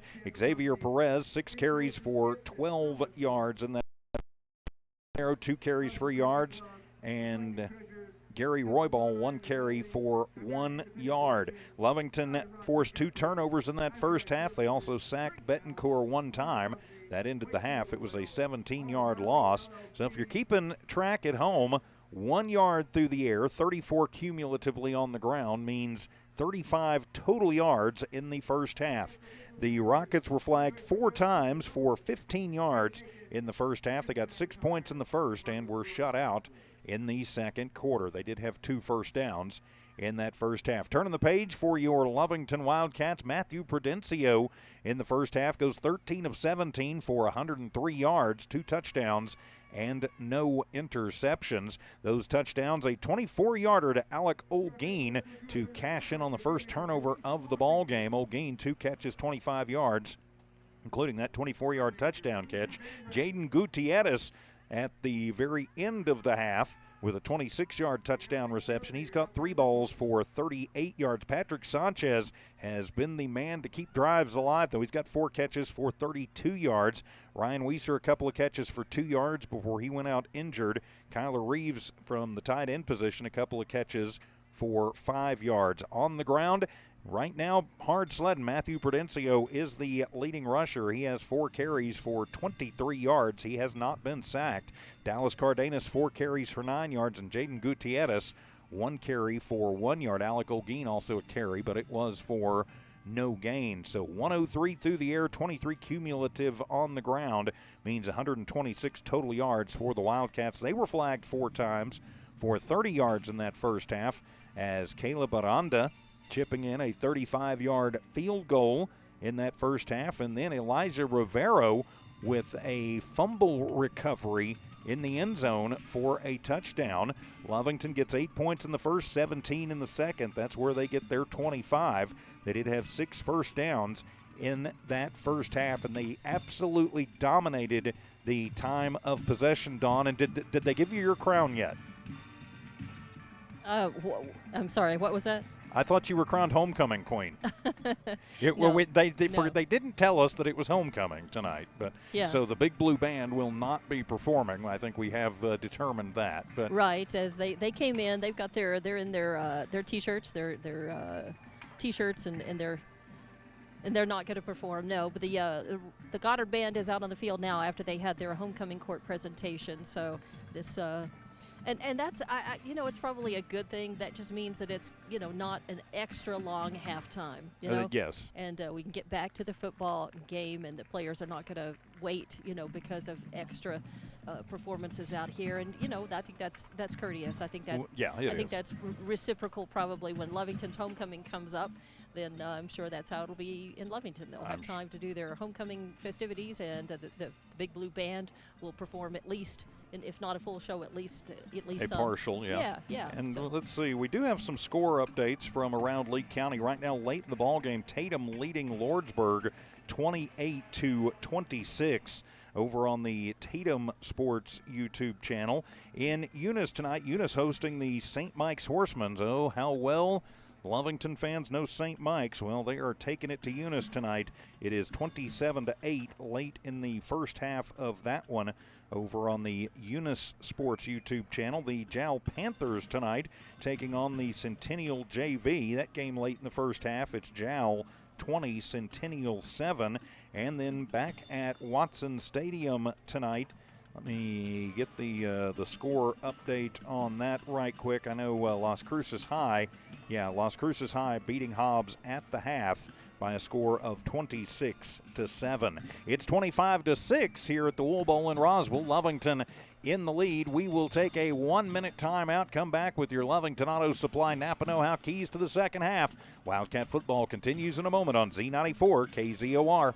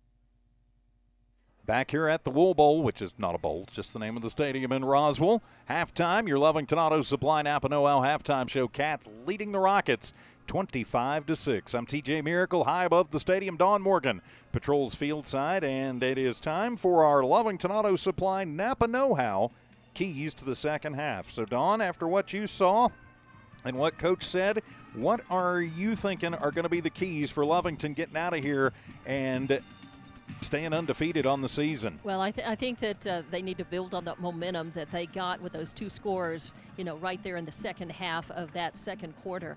And if they do that, if they come out and they're motivated, and they play with a little more energy.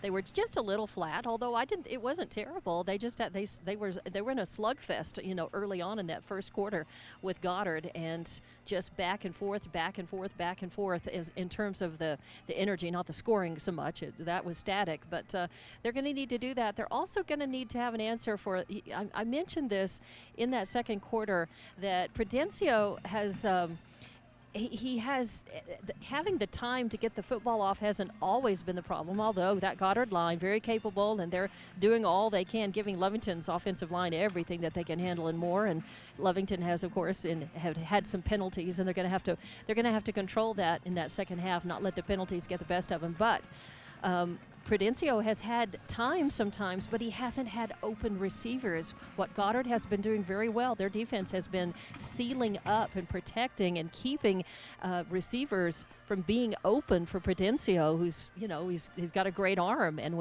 even when he doesn't have time, he's able to throw with great accuracy. He missed a couple three in that first half, and a little unlike him, but he got right back into it. And I think Lovington's they're going to be having to have an answer for some of the things that Goddard defense is also keying in on Lovington's plays sometimes very, very quickly and spoiling those. They're going exactly where they need to be, and so Goddard's defense doing their job tonight.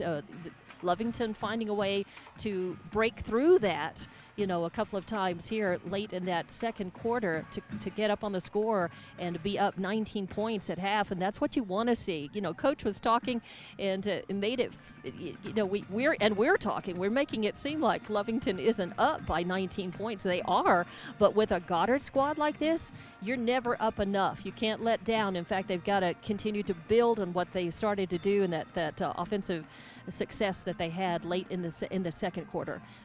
Well, I think you're absolutely right on every one of those points. From my vantage point up here, of course, you and I see things from a different vantage point on offense. Really, the running game has not worked tonight, has not worked at all. You've got to keep doing it occasionally just to keep them honest, but with the line giving Prudencio all that time, maybe you just run, I call them playground plays. You just tell them, okay, here's what you're supposed to do, but after you count to 5 and the ball's not on the way, do something else. Get open for your quarterback. So on offense, run it just enough to keep them honest. And who knows, you might break a big one. You've got Dallas Cardenas and Alec Olguin doing the majority of the running. Hey, keep at it. Keep them honest there. Your defense has done an excellent job thus far. Just 35 yards in the first half for Goddard. I mean, that is insanity for a team that has the firepower of Goddard. You've got to keep doing what you do. You've got to stay in your lanes. You've got to stay on your man. And you've got to think Goddard is going to try and find a way to get the ball in the hands more of Jose Porras, because he's done it all tonight. And special teams especially, but then they put him in as a running back, and he just ran over the Cats to get the single score tonight. So watch out for Porras. Don't give him a chance to run it back on you when you kick it off. And I'm going to say when you kick it off, right, because that means you've scored some more. Just don't let them get it right back, and you have to continue to control the clock. Now, one thing I think we have noticed, and I don't know if you would agree with this or not, Dawn, but Goddard is not a team that is built to play extremely fast. They did go into a little hurry up there at the end of that first half, but it didn't look like they were really comfortable doing it. Yeah. And so that means if you're the Wildcats, the clock is your friend, and Lovington did a fantastic job in that first half of controlling the clock. If you can get a touchdown to start this first drive of the second half, I'm not sure Goddard would physically have time. The way they run and the way they play to come back from that kind of deficit. Well, that's if they had control, barring any kind of turnovers, anything like that. And Goddard is going to play. And two turnovers, too. Lovington has cashed in on both those turnovers. But Goddard is capable of forcing some of those themselves. I mean, they are a very physical team. And speaking of which, hate to see any of the Cats go down. And we don't know and won't probably know more until after the game. And even then, maybe not, about Ryan Weiser. But he took such a hard shot. It's always tough to see. It is good that he was back on this, back out, on the sidelines, but bad news to have that left knee so taped with an inflated ice bag on it. And I know that there's, they're just going to have to wait until the swelling goes down to be able to get a complete picture of all of that. But we hope that that's not a serious, long-lasting injury, but that's always tough. But the team can also take that and use that as incentive and as, to get out there and be a little aggravated, a little angry, at losing one of their players in the first half, and get out there and really let that give them even more light of fire under them for that second half. But you're right, control the clock. They've done a magnificent job of that. The Lovington defense doing such a good job to limit the Goddard offense, and Lovington made some good adjustments. Once Porras burned them a couple of times, then they started being a lot more careful and had better coverage on him. So, and even with coverage, he's a talented football player, and he's going to manage to find his way out of tackles and around and through roadblocks and through and over and any way he can. So, there's still a lot of football to play. Lovington's got a big job to do and continue to do well when they come out, and here they are. And they come back out as we get ready for the start of the second half of action. The Wildcats just need to do what they do. They need to be the Wildcats. Be who they are. That's what Coach Bailey likes to keep telling them, and I think if they do that, should be just fine in the second half, as Lovington leads this one by a score of 25-6. This has been your Lovington Auto Supply Napa Know-How Halftime Show from Lovington Auto Supply, 217 West Avenue D in Lovington. When you need the Napa Know-How for your car, and trust me, my friends, you will, get it from the good folks at Lovington Auto Supply. Lovington Auto Supply in Napa. Get up and go. And we're going to go take a quick timeout, and when we come back, we will kick off the second half of action. Lovington Wildcat football continues on Z94, KZOR, and the Lovington Sports YouTube channel.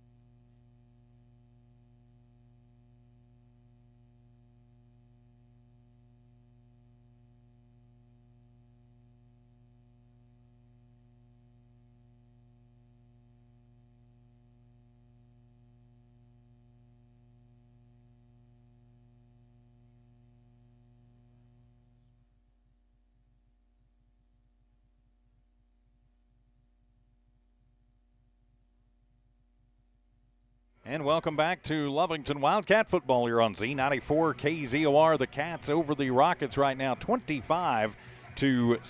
And other scores from around the district tonight. Team we'll be seeing next week is playing down in Eddy County tonight. That's the Artesia High Bulldogs, and they are battling the Panthers tonight. A 36-20 lead at the half for Artesia. Defense optional, looks like in that one. So at the Bulldog Bowl, 36-20.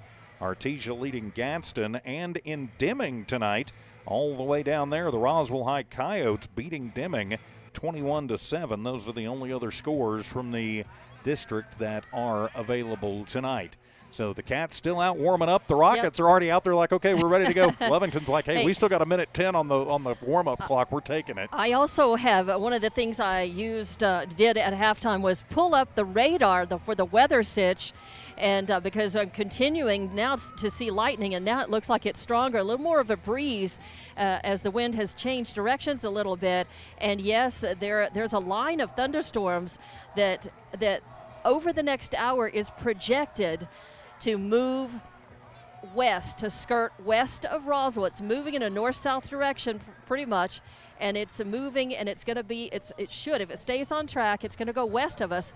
The only problem is, let's hope it stays more than 10 miles west of us. At least the lightning. At least the lightning part of that storm, and it's a pretty good line. So we'll keep an eye on that, but let's hope it does not impact, us at all here in the stadium tonight. I'm not sure I can get all of our equipment out of harm's way in time if it starts dumping.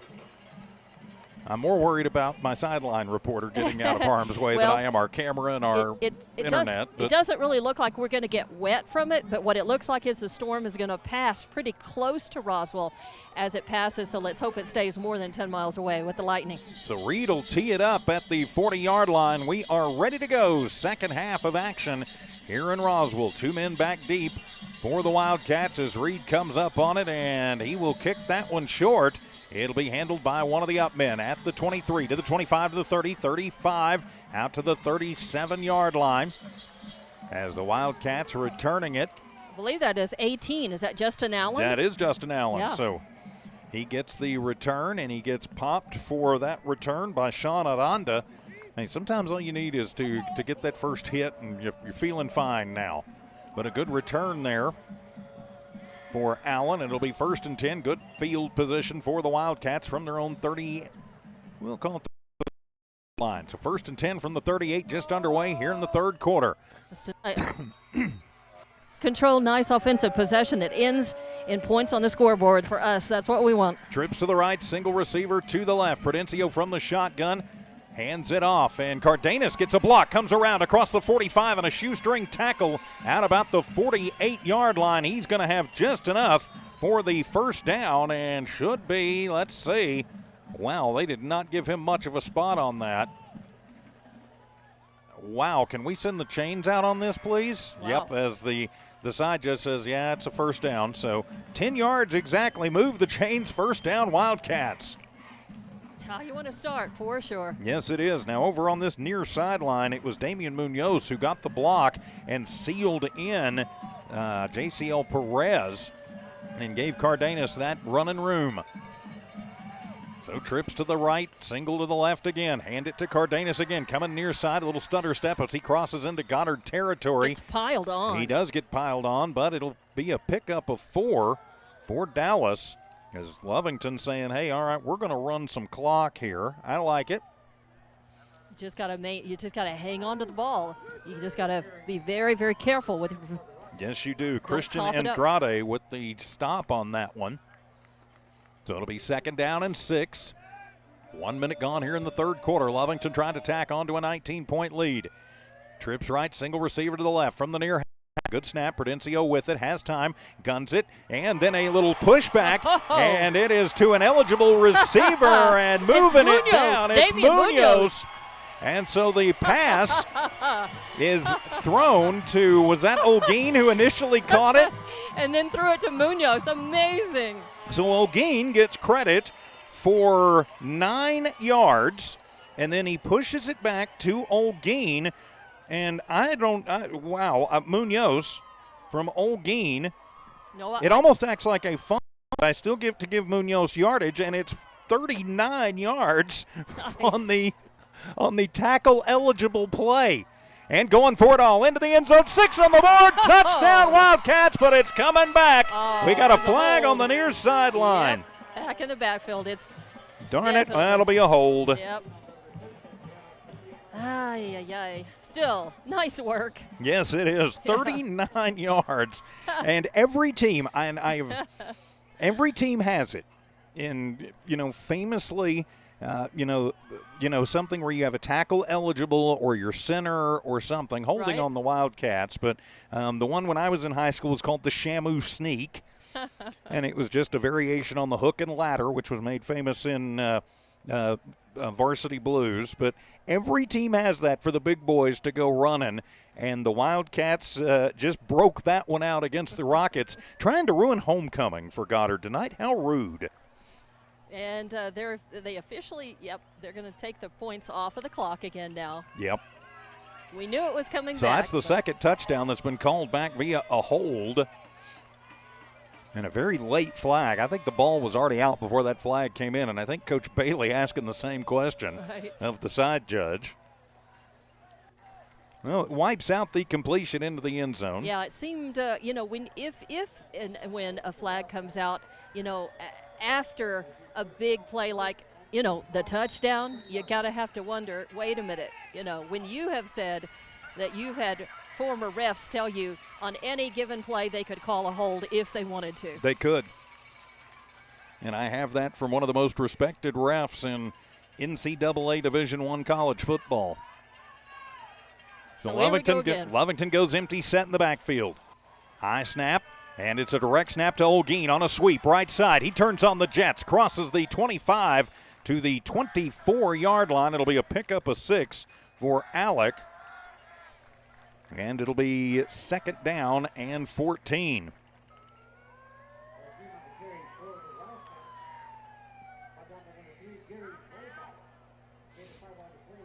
Second and 14 for the Wildcats. But they keep the clock moving. That's the important thing. That's right. Still rolling. It's still their friend. Yes, it is. And so it'll be second down and 14 from the shotgun handled. Prudencio throws the screen. Sanchez gets it, has a block to the 20, to the 15, and down to about the 12-yard line for Patrick. It'll be a pickup of 13 to Sanchez, and that'll make it a very, very manageable third down and about 2. Patrick Sanchez, he has done yeoman's work tonight. He's got 45 yards on 5 catches. So officially they're going to call it 3. 3 third and 3. As the Cat faithful, pretty good crowd looking like. Making the trip tonight. Trips to the right, single receiver to the left. Good snap. Prudencio with it. Throws it near side and overthrows Rivero. Just a little bit of miscommunication. As looked like Rivero was cutting over towards the flag and got popped. They could have called pass interference. They didn't. No, he definitely had coverage on him. So yeah, it looked like Prudencio was thinking he was going to go up to the pylon at the corner of the end zone. Instead, he curled it into the flag. Didn't miss it by a whole lot. Didn't miss each other by a whole lot, but enough that it was incomplete. But now it's 4th and 3 and decision time for Lovington, and I think the decision is go for it. And that's exactly what they are going to do. They are trying to put the knife in the heart. Single back in the backfield with Rivero on the left shoulder. So Prudencio, he'll roll it himself. He wants it, and he faked it, and he handed it off, and into the end zone. 6 on the board. Touchdown Wildcats. Alec Olguin on a Matthew Prudencio play fake. It was 14, I think. So Jaden Gutierrez, that could catch the 4. It's 13 yards to the house, no matter how you look at it. Gutierrez. So Gutierrez and everybody in the stadium, including me, bet on the play fake or thought it was a play fake. Instead, he handed it off. It was a good fake, the kind that was so casual you missed it. It was awesome. I did completely miss it. So Lovington pulls a couple of tricky ones out, and flags fly. The kick was good, and it'll be offsides on the Rockets, and since that is pre-snap, they will Second time the Rockets have done that one. They've got 5 penalties now for 17 yards. Of course, last time this happened, Lovington went for 2. I think I'm just going to stay with the leg of Aranda here. Maybe that's just me, but I think that's what I'm going to do. 9:13 to go as Lovington just marches right down the field. And I think they are, so it'll be Aranda to kick, Olguin to hold. So move them in a yard closer, right from the middle of the field. Waiting on it. The snap is good. The hold is good. The kick is up. And once again, it is good. 9:13 to go in the third quarter. Lovington 32, Goddard 6. We are back in 60 seconds. Wildcat football continues on KZOR.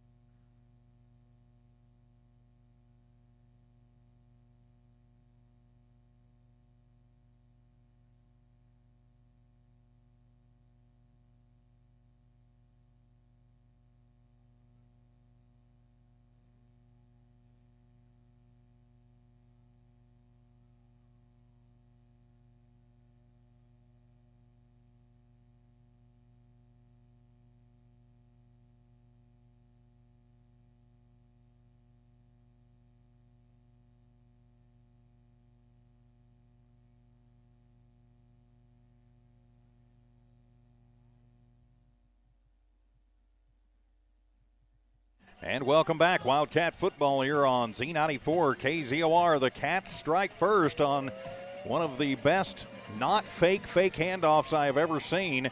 And that one will go and take a bounce. They'll have to pick it up. And, a big run down the sideline as knocked out is Isaiah Hunter. But that one dangerous. Lovington could have pounced on that one and put this one away. But Hunter winds up with a good return. And so it'll be 1st and 10 for the Rockets. I thought I saw some laundry come out, but I guess not. And, of course, the highlight of that opening drive was the 9-yard pass to Olguin, which he immediately shovel passed back to Damian Munoz, who then rumbled 39 yards down the near sideline. That was something. So now Goddard going to come out and see if they can claw it back as Lucy and Betancourt back out. They are in the wishbone formation. They will pitch it to guess who? Portis. Lovington, though, stays on him that time and just gang tackles him. Let's see, there's 11 guys on the field, and 9 of them are in on that stop. And coming out up from at the bottom of it, though, was number 71, Gabriel Maldonado. Maldonado doing a nice job to hold him to just a 3-yard gain. That's his 3rd carry for 20 yards. 2nd down and 7 for the Rockets. The Rockets are going to have to pick the pace up a little bit here if they want to have any chance at a comeback. Under center, Betancourt with the wishbone behind him. Hand it off, one of the halfbacks. And through and across the 25 to the 26-yard line, as that one will be to number 21. That is Hunter, his 1st carry of the game. And he picks up 2, so it'll be 3rd down and 5. So 3rd and 5. That's the thing about the Rockets. They can run. Well, so far they've had 1, 2, 3, 4, 5, 6, 7, 8 different ball carriers tonight. They're going to bunch everybody in tight once again. Under 8 to go in the 3rd quarter. Fake the handoff, looking to pass. Wanting it all. Coming down the near sideline and knocked away at the last minute by Cardenas.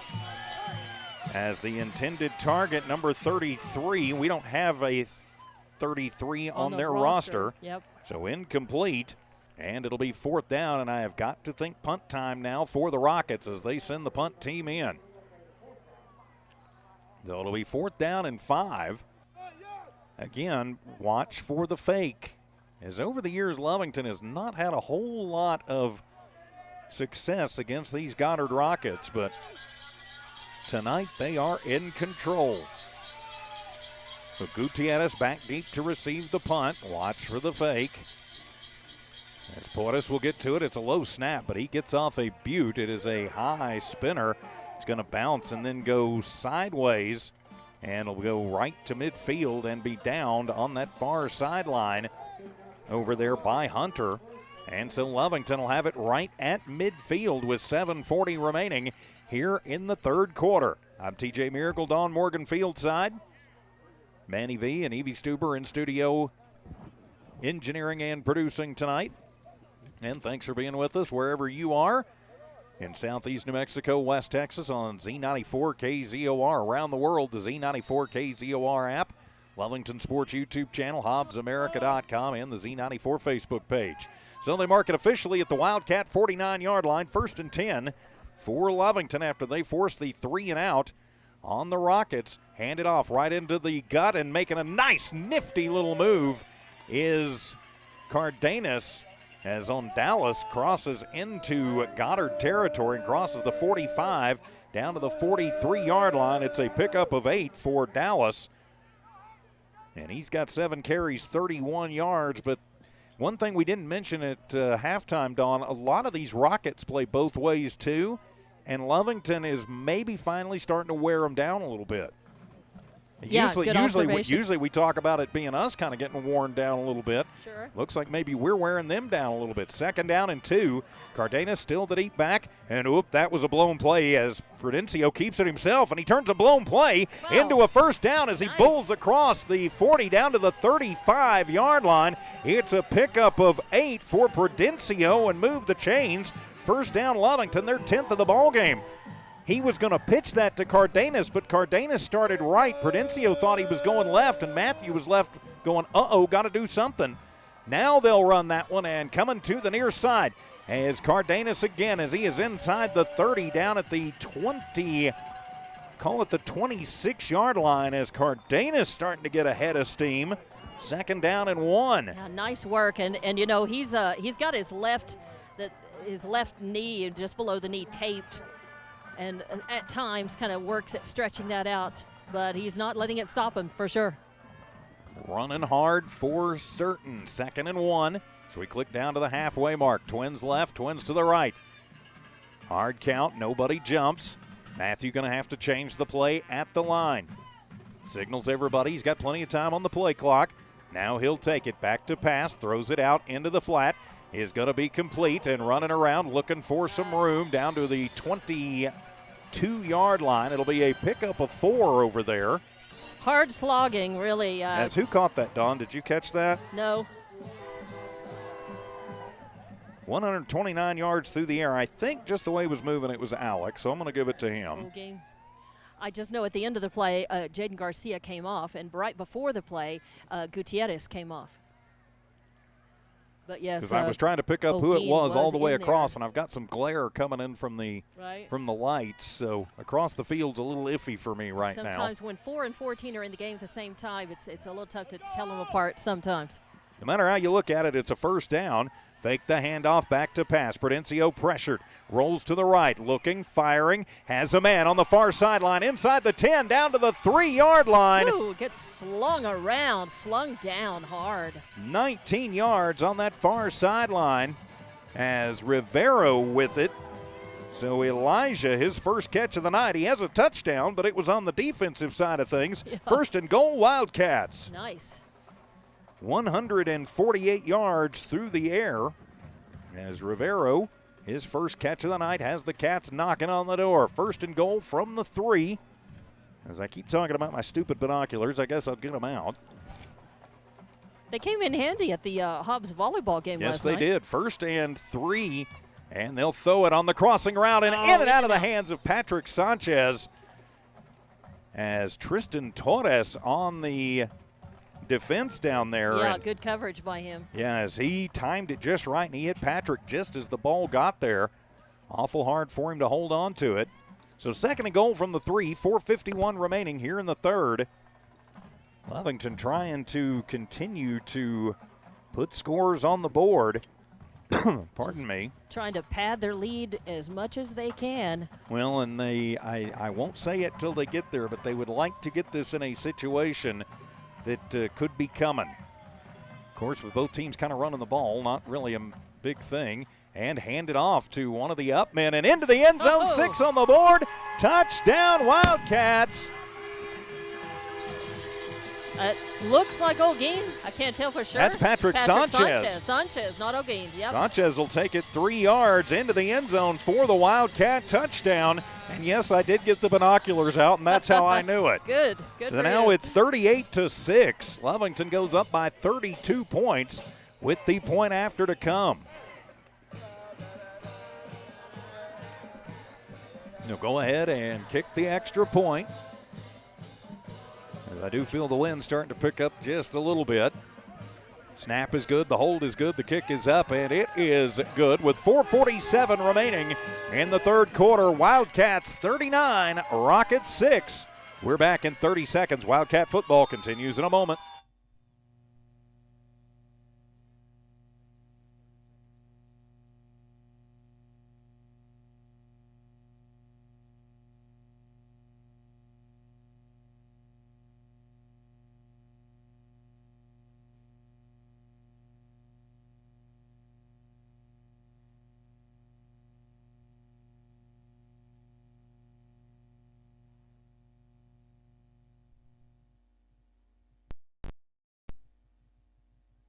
An inside handoff to Patrick Sanchez, and Patrick drives it through the traffic and through the bodies, and 3 yards later finds himself in the red end zone. Touchdown Wildcats, and the point after is good. With 4:47 remaining in the third quarter, Lovington in control of this one, 39-6.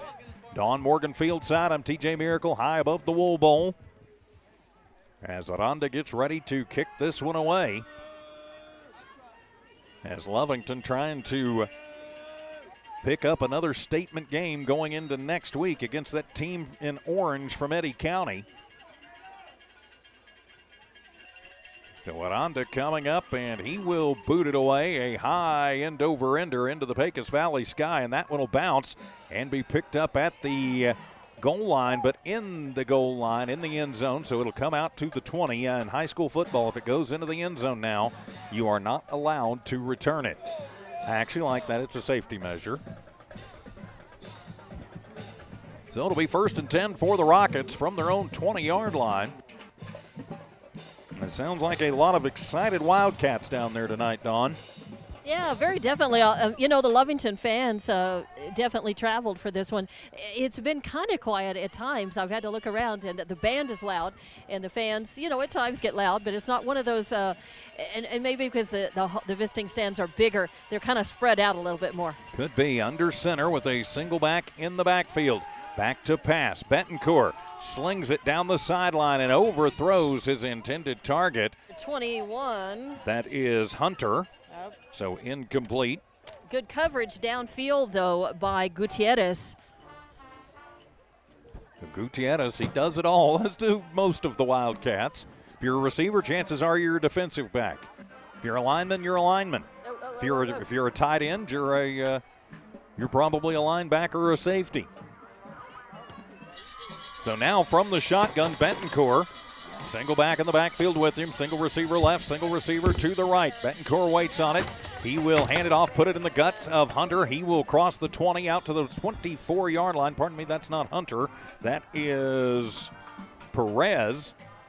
So Perez going to pick up, he pull him out at the 23, so a 3-yard pickup for Perez.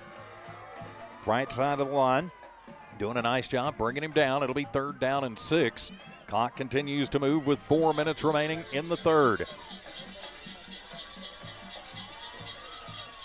Goddard going to try and keep their hopes alive. Need to convert here. 3rd down and 6. Send a receiver left and a receiver right. Betancourt from the shotgun. Hunter in the backfield with him. Waiting on it. Lovington brings the pressure. Throwing over and overthrowing everybody. He was trying to get Porras, who had leaked out over there. And actually had a step, but incomplete. And so it'll be 4th down and 6. And you got to think punt time again here for Coach Bolanos' Rocket squad. And Lovington will have a chance to put this into running clock timing here in the third quarter, which with potential weather coming in, that is not a bad thing. Yeah, you can kind of smell it. Once again, I've looked at the radar. It's not headed for us, but it could skirt close to us. And close enough we're smelling that rain. As Porras back to kick. It's a high snap. He brings it down, and this is a beaut, and it's going to get over the head of everybody as I hear the get away from it calls, and it goes sideways, and it'll be downed at the Wildcat 40-yard line. So a good punt there. Will flip the field on Lovington, so Lovington will have it 1st and 10 from their own 40 with a chance to put this into running clock timing. The Cats leading by 33, and this is somewhat of a statement, I've got to think, Dawn. Oh, yeah. Yeah, this has just been, you know, it looked like it was going to be just a close ball game in that first quarter, as it was 8-6, and you know, it just felt like it had that feel of uh-oh, settle in. We're here for a battle. Lovington found the spark that they needed. They got a couple of quick scores, and they just haven't looked back since then. And it has the feeling of being well in hand, but you can't stop playing against a team like Goddard. No, and again, I think Lovington going to try and make a little bit of a statement here. Trips to the right, single receiver to the left. Prudencio going to change the play at the line. Single back in the backfield with him. Play fake, steps up, has time, now flushed, comes near side, looking, just tucks it, tapes it himself, and he is going to step out of bounds right at midfield. And, we're going to have a late hit. And, yeah, Coach Bailey's going, what in the heck? As unsportsmanlike conduct, I've got to think on Moreno. It'll be 10 yards. You know, some frustration setting for Goddard. Yeah, I've got to think so. This game not being anywhere close to the way that they wanted it to go and thought that it was going to go. And we being homecoming as well, it's a tough night. Yes, it is. So let's see what they officially signal. It's hard for us to tell. Are you kidding me? Are you kidding me? The refs. Are you kidding me? One of the refs talked. Coach Bailey and it still will be, right here. Wow. It will be a helmet-to-helmet targeting on Matthew Prudencio. 15-yard penalty from the spot. Oh. And we'll replay first down. Huh. I'll say it again. Are you kidding me? Yes. So. Wow. Yeah. All right, I normally wouldn't say this. I want 65 yards in the end zone right now. Trips to the right, single receiver to the left. Prudencio back to pass. Plenty of time, guns it underneath. That'll be complete at the 45-yard line. Does that under to Sanchez, and he's going to get 10 out of it. He gets upended by Andrade, who was right there waiting for him. 158 through the air for Prudencio, and now it'll be 2nd down and 5. Yeah, I've heard some talk from around the district, including here in Roswell, that this Lovington team was a fluke. Well, you just beat the Coyotes last week. You're on your way to beating the Rockets this week. So far no fluke. I know that talk's been happening down with that team in orange. We'll see next week. Hand it off to Cardenas. Starts it to the right. Gets out of trouble. Brings it back to the left. Gets a block from Prudencio that springs him. He's across the 50 and finally going to be pushed out at the 48-yard line. It'll be a pickup of 9 for Dallas Cardenas and move the chains. First down, Wildcats. Oh, great run. He ran about 30 yards for that 9. But can't believe he got out of that tackle. Looked like he was going to be down and ended up passing about 2 inches from me. So thank you, Dallas, for missing me. That wouldn't have felt good. You can thank Prudencio because he got the block on the guy who would have knocked him into you. Yeah. Man, I had already moved twice trying to figure out a way. Everybody in tight right side. Play fake. Now they'll dump it to Olguin at the 45. Spin move and spins down inside the 40 at the 39-yard line as he is taken down by Jordan Chavez. It'll be a pickup of 9 to Olguin, and it'll be 2nd down and 1. Now 47 receiving yards for Olguin, 167 for Prudencio. 2 minutes remaining here in this third quarter. Fast-moving third, 2nd down and 1 for the Wildcats. Now they're going to spread everybody out. Trips to the right, single receiver to the left. Prudencio with it. 3-step drop comes on the underneath route and incomplete as just threw that a little bit out in front of Olguin, his intended target. Stops the clock with 1:47 remaining in the third. 3rd down, and they're saying 2. I'll go with that. They spotted at the 39. They need to get it to the 37 from where the sticks are. So a 3rd down and 2 on the incompletion. Clock stops. Cardenas goes onto the right shoulder of Prudencio.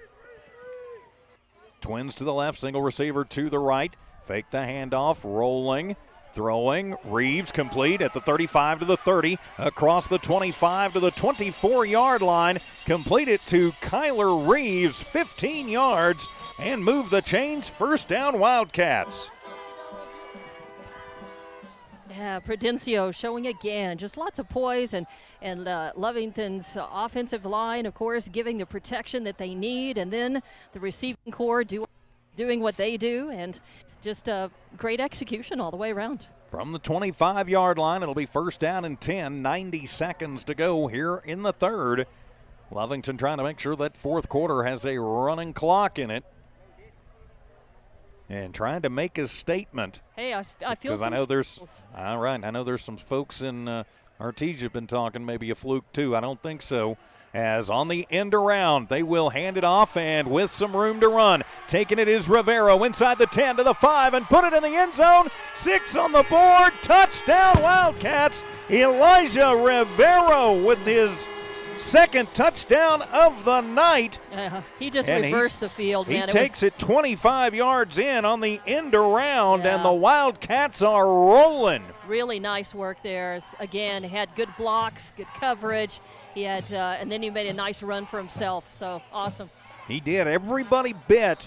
They saw Rivero coming in motion, and it was just a quick little handoff that nobody really saw. I was looking for it that time, by the way. And gave it to Rivero, and nobody home. Everybody stayed with Rivero. The snap is good, and flags down, offsides.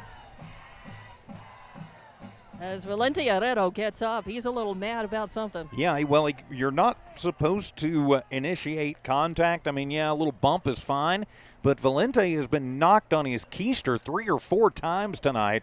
At some point, that's got to be unsportsmanlike conduct. And he came up barking about it. He didn't get a call, but we'll keep our eye on it. So Lovington trying to go up by 46 here. Or rather by 40 here, 46-6. Snap is good, hold is good, kick is up, and Aranda bangs it through. 55 seconds to go in the 3rd quarter. It'll go fast. Running clock time here at the Wool Bowl. Lovington 46, Goddard 6. Wildcat football back in 30 seconds on Z94 KZOR Hobbs Lovington and the Z94 KZOR Hobbs app.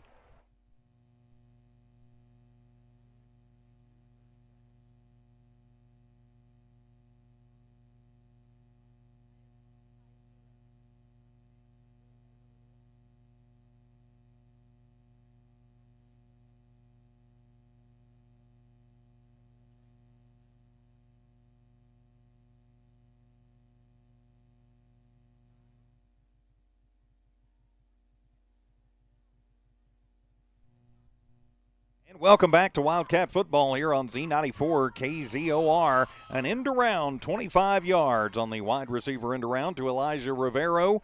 Takes it into the house. The point after is good. And it is running clock time as the Cats are up by 40 with Dawn Morgan Fieldside. I'm TJ Miracle. And we will get an update on Dawn. I know she was down talking to Weiser just momentarily. We'll get that right after the kickoff. Okay. So Aranda on to boot it away. And my guess is he will put as much leg in it as he can to keep no return happening. Because as soon as he touches the ball, the clock will run except for timeouts and changes of possession and quarter. That one a little bit shorter, but it is muffed. It goes back into the end zone where it will be picked up by Hunter. He brings it out to the 5, out to the 10, and out to the 14-yard line before he is brought down.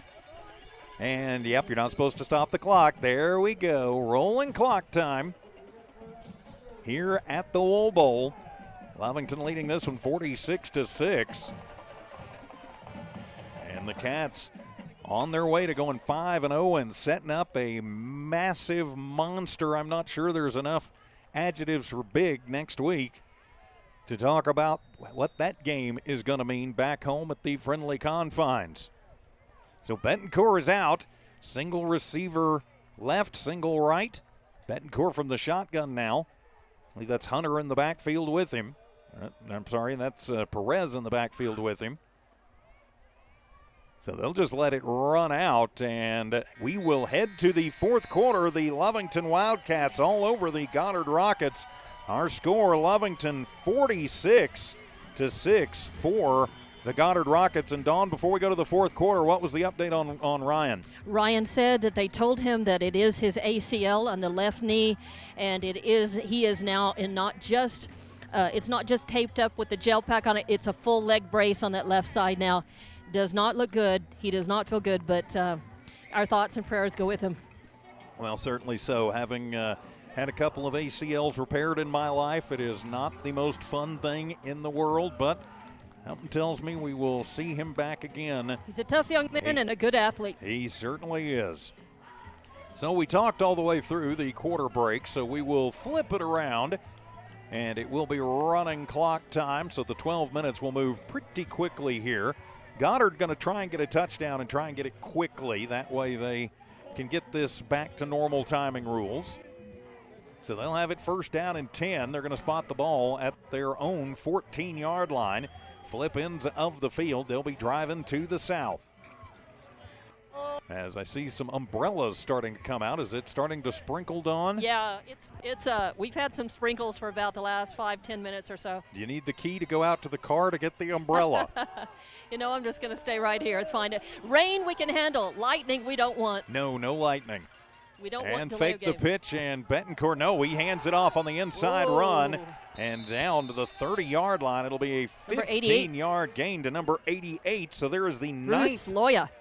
So Loya, the ninth different ball carrier of the night, and first down for the Rockets. Well, Goddard probably thought, what the heck? What do we have to lose? Let's and that's just try to throw anything out there. Yeah, that is just their third first down of the night. Wow. That is a wow. That's a big hand to the Lovington defense right there. Yes, it is. Everybody bunched in tight. Betancourt up under center.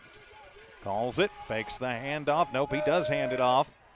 And that will be across the 40 to the 40, or rather the 35, out to the, right at the 35 for Perez.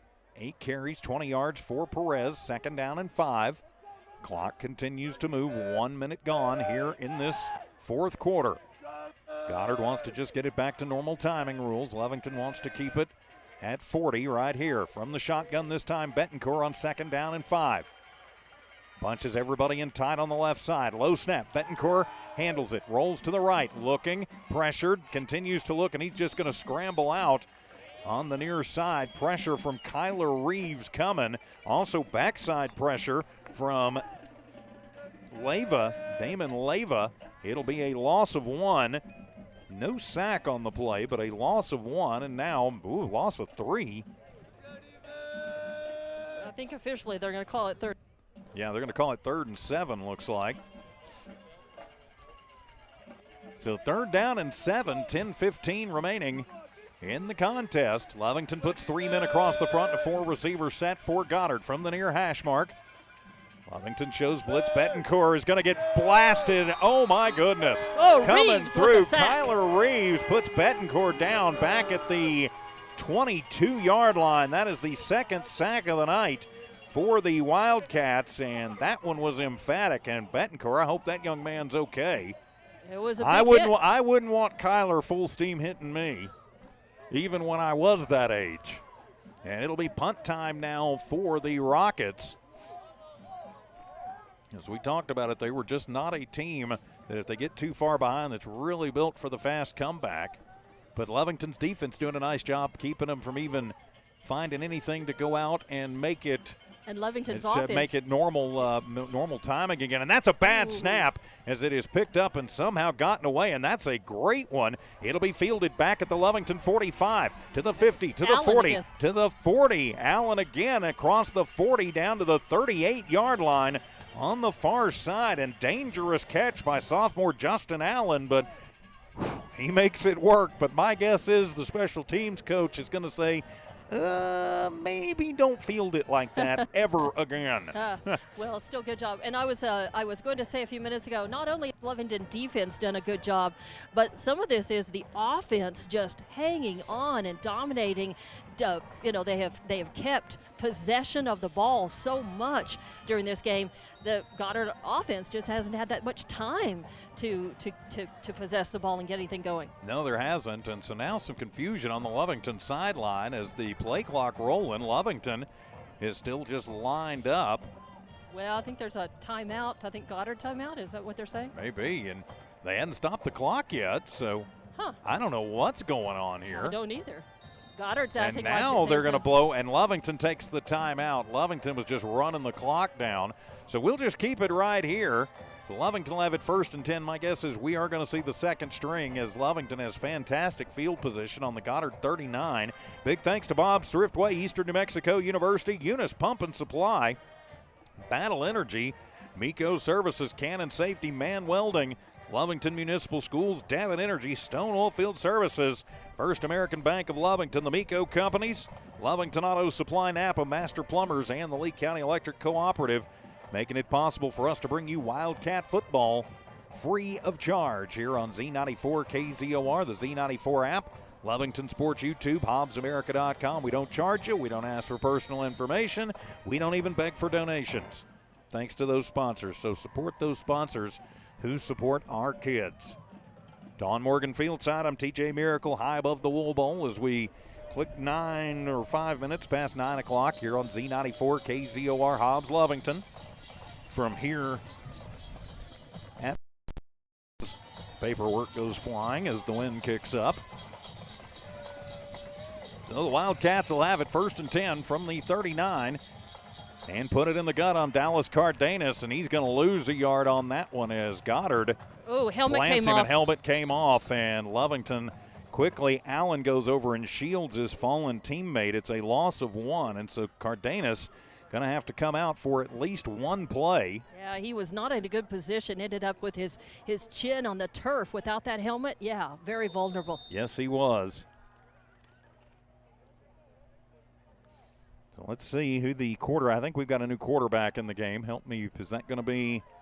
Let me look and see. I believe that is number 18. It's Allen. That's Justin Allen. Yeah, who has had a good night on special teams tonight. So Allen will take over as the quarterback, rolls to the right. The sophomore slings it and just out of the reach of his intended target. Which was number 12, and that is Paul Sanchez. And the defense on that fell right in front of me. That's Alberto Chavez for Goddard. Clock continues to move on 3rd down and 11. So Allen is in, the backup quarterback. And I like this, getting your backup some reps, because you never know when you might need him. And, of course, with running clock, this 4th quarter is going to go by very quickly, barring, of course, any kind of score. Well, clock only stops on changes of possession and timeouts. Yeah. But barring a score by Roswell to get it out of running That's clock. right. Twins left, twins right. Allen back to pass. Now he's going to be flushed. Rushes near side. Got some room. He's across the 30, and he will step out at the 26-yard line. Good scramble. It's a pickup of 14 for Allen and move the chains. 1st down Wildcats. Yeah, good scramble. When he saw, didn't have anybody to throw to, didn't have anything, just took off and ran and got the 1st down. 15th first down of the ball game for the Wildcats. They have dominated time of possession, dominated the scoreboard, dominated first downs, dominated everything. They've only been whistled tonight for 6 penalties. Both teams whistled for 6 as Allen from the shotgun. Rolls to the left, gets a block from Ochoa, and hit from behind and slung down as grabbing him. It was Daniel Moreno, the senior linebacker. So he's going to lose. Actually, they're going to give him forward progress of a yard. All right, then. So Allen with the 1-yard keeper. 5 minutes, 45 seconds remaining here in the ball game. Lovington up 46-6. And running the 2nd and 3rd team out there. I like that. Don't want to risk getting anybody hurt here. But you get more experience in. New player checking in the game, too, will be number 34. And I don't have a 34 on our roster. I've got a 33 and a 35, but I don't have a 34. Yeah, I don't have a 62 either, and I need to find out the names of both I'll of those remember to young men. email Coach Bailey next week for an updated roster. Full blitz coming. Allen flushed, rolling, and he's going to get sacked. Sacked. And he got hit in the head, helmet to helmet. Where's the flag? But Allen going to be sacked back at the 35-yard line. That is the first sack of the night for the Goddard defense. And so it moves it back, and it'll be 4th and about 15 for the Wildcats. As Allen comes off, and he's hobbling. Yeah, not feeling good. He got hit hard by a couple of different defensemen there on Goddard. Yes, he did. So now they're going to put in at quarterback, looks like. Going to be Paul Sanchez in at quarterback. So let me find a place on my stat. I don't have a place for 3 quarterbacks. I have a place for 2, not for 3, and timeout for the Wildcats, yeah. So that'll stop the clock with 4:26 remaining here in the ball game. All Lovington 46-6 over Goddard. Back in 30 seconds on Z94 KZOR.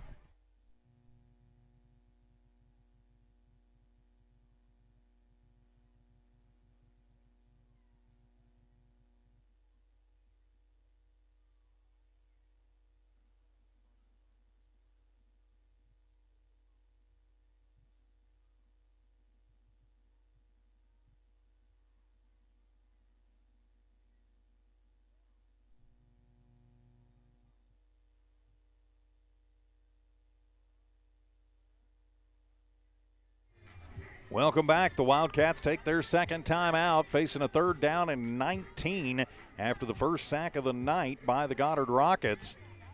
But nothing to be too concerned about other than your backup quarterback is now a little bit banged up.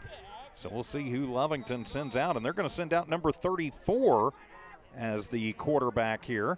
Empty set in the backfield, trips to the right, single receiver to the left. As 34 cuts it to the right side, flag on the play. He's running, he gets it to the 30, and he is driven out of bounds and ridden out of bounds as that was Neal. We got a flag in the backfield. Goddard has not pulled their guys, and it will be holding on Lovington, looks like. So it's going to wipe out a pretty good run there for the 3rd-string quarterback. And Dawn, when you get a second, if you could find out who 34 is for me. Yeah, we'll try. And they will send looks like the punt team going to come out now. Hey, Daniel, maybe you can help me out. Who's number 34? Who's wearing jersey 34 tonight? 34? Oh, and they actually call a penalty on the Rockets. Actually, it was declined. Carter Moore. Okay, and who's 62?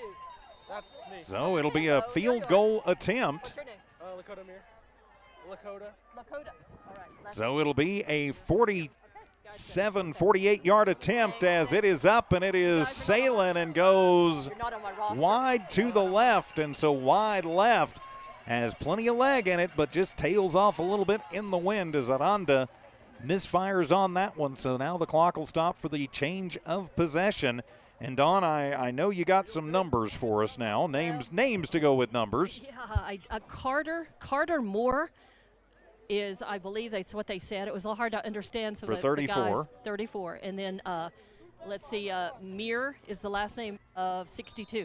All right. Lakota Mir. And he's out right now. All right, very good. He's up on the So defensive line. Clock moves with under 3 minutes to play. As looks like Goddard still not waving the white flag, and they will do the end-around pitch to Porras and nobody home, and he is going to run for a long ways across the 30, gets away from one, and then out to the 40, and a great tackle. I thought he was just going to keep going probably until he hit, Dexter. But it was Moore over there that brings him down. Awesome. Good work. Very good work. Porras still gets the first down. It's good for 20 yards. I don't know why they hadn't been involving him more in this second half, but they haven't. 4th first down of the night for Goddard. Comes kind of here in garbage time. Twins left, twins right. Back to pass is Betancourt. He'll look, he'll fire it across the middle and incomplete. He was trying to get Loya. And so it'll be 2nd down and 10. Of course, clock continues to move, 1:58 remaining. The Cats will go to 5-0 for the first time in recent memory. And making a statement that even though they are moving up to 5A, they are still the defending state champs from Class 4A, and they are deserving. So on 2nd down and 10, pardon me, Bentoncourt waits the snap. It's a high one, handles it, pressure comes, dumps it underneath. Has his 2nd completion of the night, but right there on his receiver. Actually going to be that was nice tackle coverage by, I think, Landon Trevino, number 6. It'll actually be a loss of 1 on the play, but I think we may have a flag. Yeah, we got a flag in the backfield. I think they may call roughing the passer, which would wipe that out. Well, no, Goddard's acting, and it'll be. Oh, they're moving back. He pointed at Lovington, but he got roughing the passer, unsportsmanlike conduct on Lovington. So it will wipe out the completion. That was just the 2nd completion of the night for Bentoncourt, and it gets him 15 free yards. Not the kind of penalty that you want to be guilty of when you're up on the scoreboard, 46-6. It's just unnecessary. But we're at 30 seconds to play here, probably the last play of the night. Bentoncourt hands it off and getting a little running room, going to the far side, and great chase down as Perez looking for some room. Didn't get it as he's going to pick up his biggest gain of the night. It'll be 5 yards, and that will do it, as the Goddard Rockets going to be content to lick their wounds and get ready for next week. And the Lovington Wildcats go to 5-0, and they're licking their chops for a canine battle 1 week from tonight, as the horn sounds. And our final score tonight, Lovington 46, Goddard 6. We will take a 3-minute timeout, come back with your Devon Energy postgame report as Wildcat football continues in a moment on Z94 KZOR.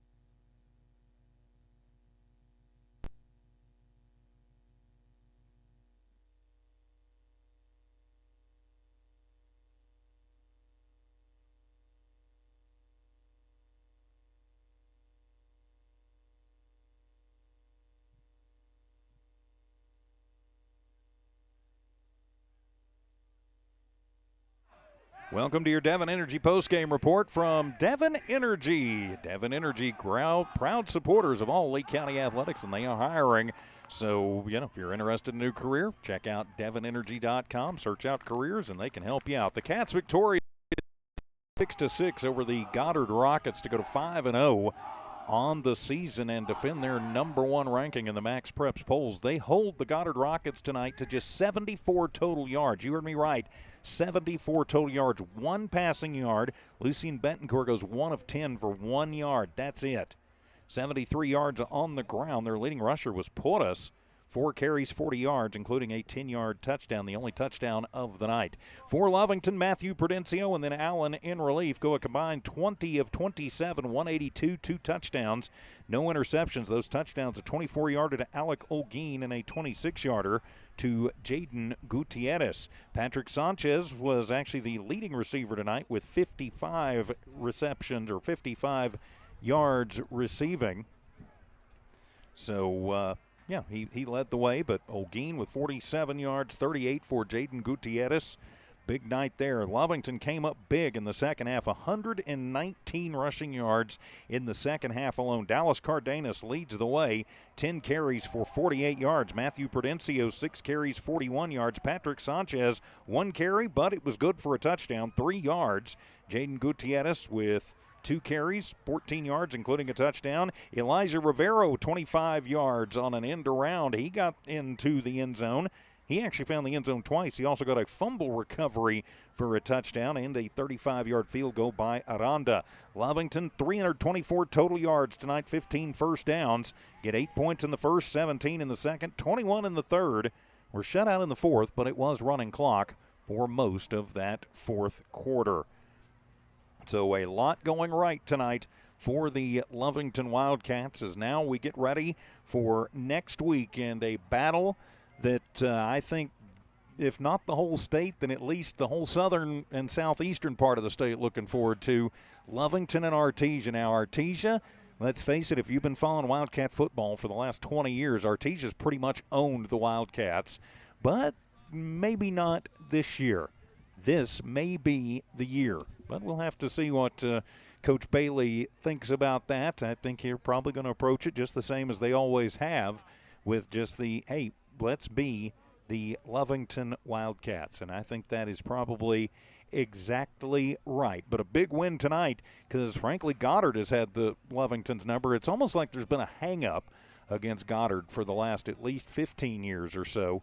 But tonight, that takes one monkey off the back, and we get ready for the second one that happens to be orange and happens to be a dog. So a dog-cat battle next week for what will be district supremacy. As we get ready for your Bob's Thriftway Coaches Conversation, Dawn Morgan is standing by live. And as soon as she has Coach Bailey, we will go live to her down on the field. An exciting night tonight as the Wildcats victorious once again, 46-6, and ruining homecoming for the Rockets. And I always liked it when they scheduled you for homecoming and you could beat them, because it's almost like an insult that you're the homecoming squad, but it's just the way it is sometimes. Pardon me. So just another big night, all told, for the Wildcats as Dawn Morgan and Coach Bailey with our Bob's Thriftway Coaches Conversation. Guys? Yeah, thank you very much. Okay, congratulations, 46-6. Huge win. Did you think you'd see that kind of score against Goddard? Well, I don't know. And that's the deal again. We're just not worried about those kind of things. Okay. We're just going to go out there and play as hard as we can, love each other really hard, and see what happens. I mean, at the end of the day, we're going to focus on the way we're doing things. And what ends up happening, I just hope it works out in our favor. An even better second half than the first. I mean, it was awesome. The message must have been great. Some things happened, though. I know that in that huddle you talked about, and you've mentioned that you get the team playing for each other, and they get, great results. They're not playing for a coach. They're not even playing for themselves. They're playing for each other, and they lost one of their own tonight through injury. Can you tell us anything about Ryan Weiser? We'll just have to see after some evaluation, but I know at the very, very minimum right now, his heart's hurting real bad because he's scared, and we're scared for him, and, we love him a lot. That what he's poured into this program, and just really hoping for the best. But even if we get bad news, we're going to be prepared to just love him through that. Camachoa suited back up tonight, got him back. Are you going to just sort of ease him back into things? Again, as soon as Cam's ready to go, we're going to use him. Felt like he practiced a little bit this week and just felt like it wasn't in his best interest to go ahead and play this week. But we got him warmed up and just tried to see how he felt, and we'll see. We're hoping. This game was incredible. Defensive out of Goddard's hands for so much of this. I mean, Goddard offense hardly had any game time possession compared to you guys. It was crazy. So great offensive time, holding on to the football, and then when the D were out there, they did a great job. Really, execution. I didn't see much, to complain about tonight. How about you? Well, I mean, we just, again, didn't start out very good. Slow start. And again, I take some of that blame. I felt like defensively we did great. We gave up 6 points after a really poor offensive possession and then a good punt return by them. And so put our defense in a hole. We gave up 6 points. And other than that, the defense played phenomenal. Game plan was great. Coach Faith, again, I'm going to keep giving him credit because he's doing a great job.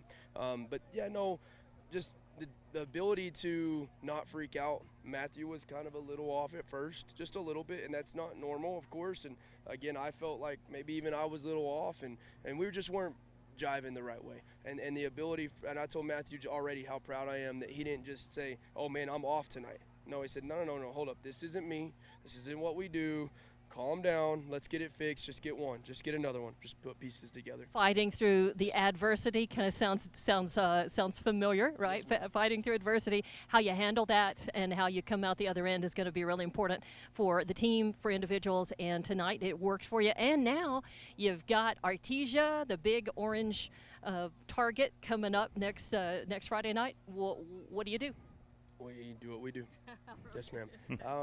It's going to be really hard, and I'm not going to pretend like it's not. I know everybody in town, everybody on the state, they're going to talk about this football game, and it is going to be difficult not to think about it, who it is and what it means, and how long it's been since we beat, all those things. But at the end of the day, if we truly have faith in who we are and our work ethic and those kind of things, and we just keep talking about it and we just keep believing it, I think that's the recipe to win. That's the recipe. It's not to put pressure on them and freak them out and over exaggerate who they are and what they do. Let's just go play our game, and if it works out in our favor, we'll be pretty happy about it. Awesome. Well, congratulations again tonight, and we'll be ready next Friday night. Yes, ma'am. It's gonna be fun. It's gonna be good to play them at home, right? Yes, ma'am. I love the blue turf. Oh yeah. Thank you very much. Yes, ma'am. Thank you. All right.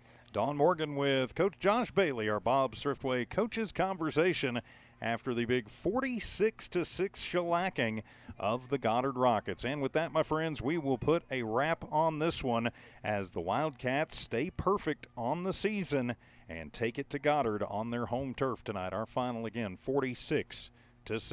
For Manny V and Evie Stuber in studio engineering and producing, for Don Morgan Fieldside, I'm TJ Miracle saying so long from the Wool Bowl in Roswell. The Wildcats are victorious. And until next week, have a great one. Have a fantastic weekend. This has been an exclusive presentation of Walmart Digital and One Radio Square Sports. Good night, everybody. Clear? All right. Thank you, Manuel. Thank you, Evie.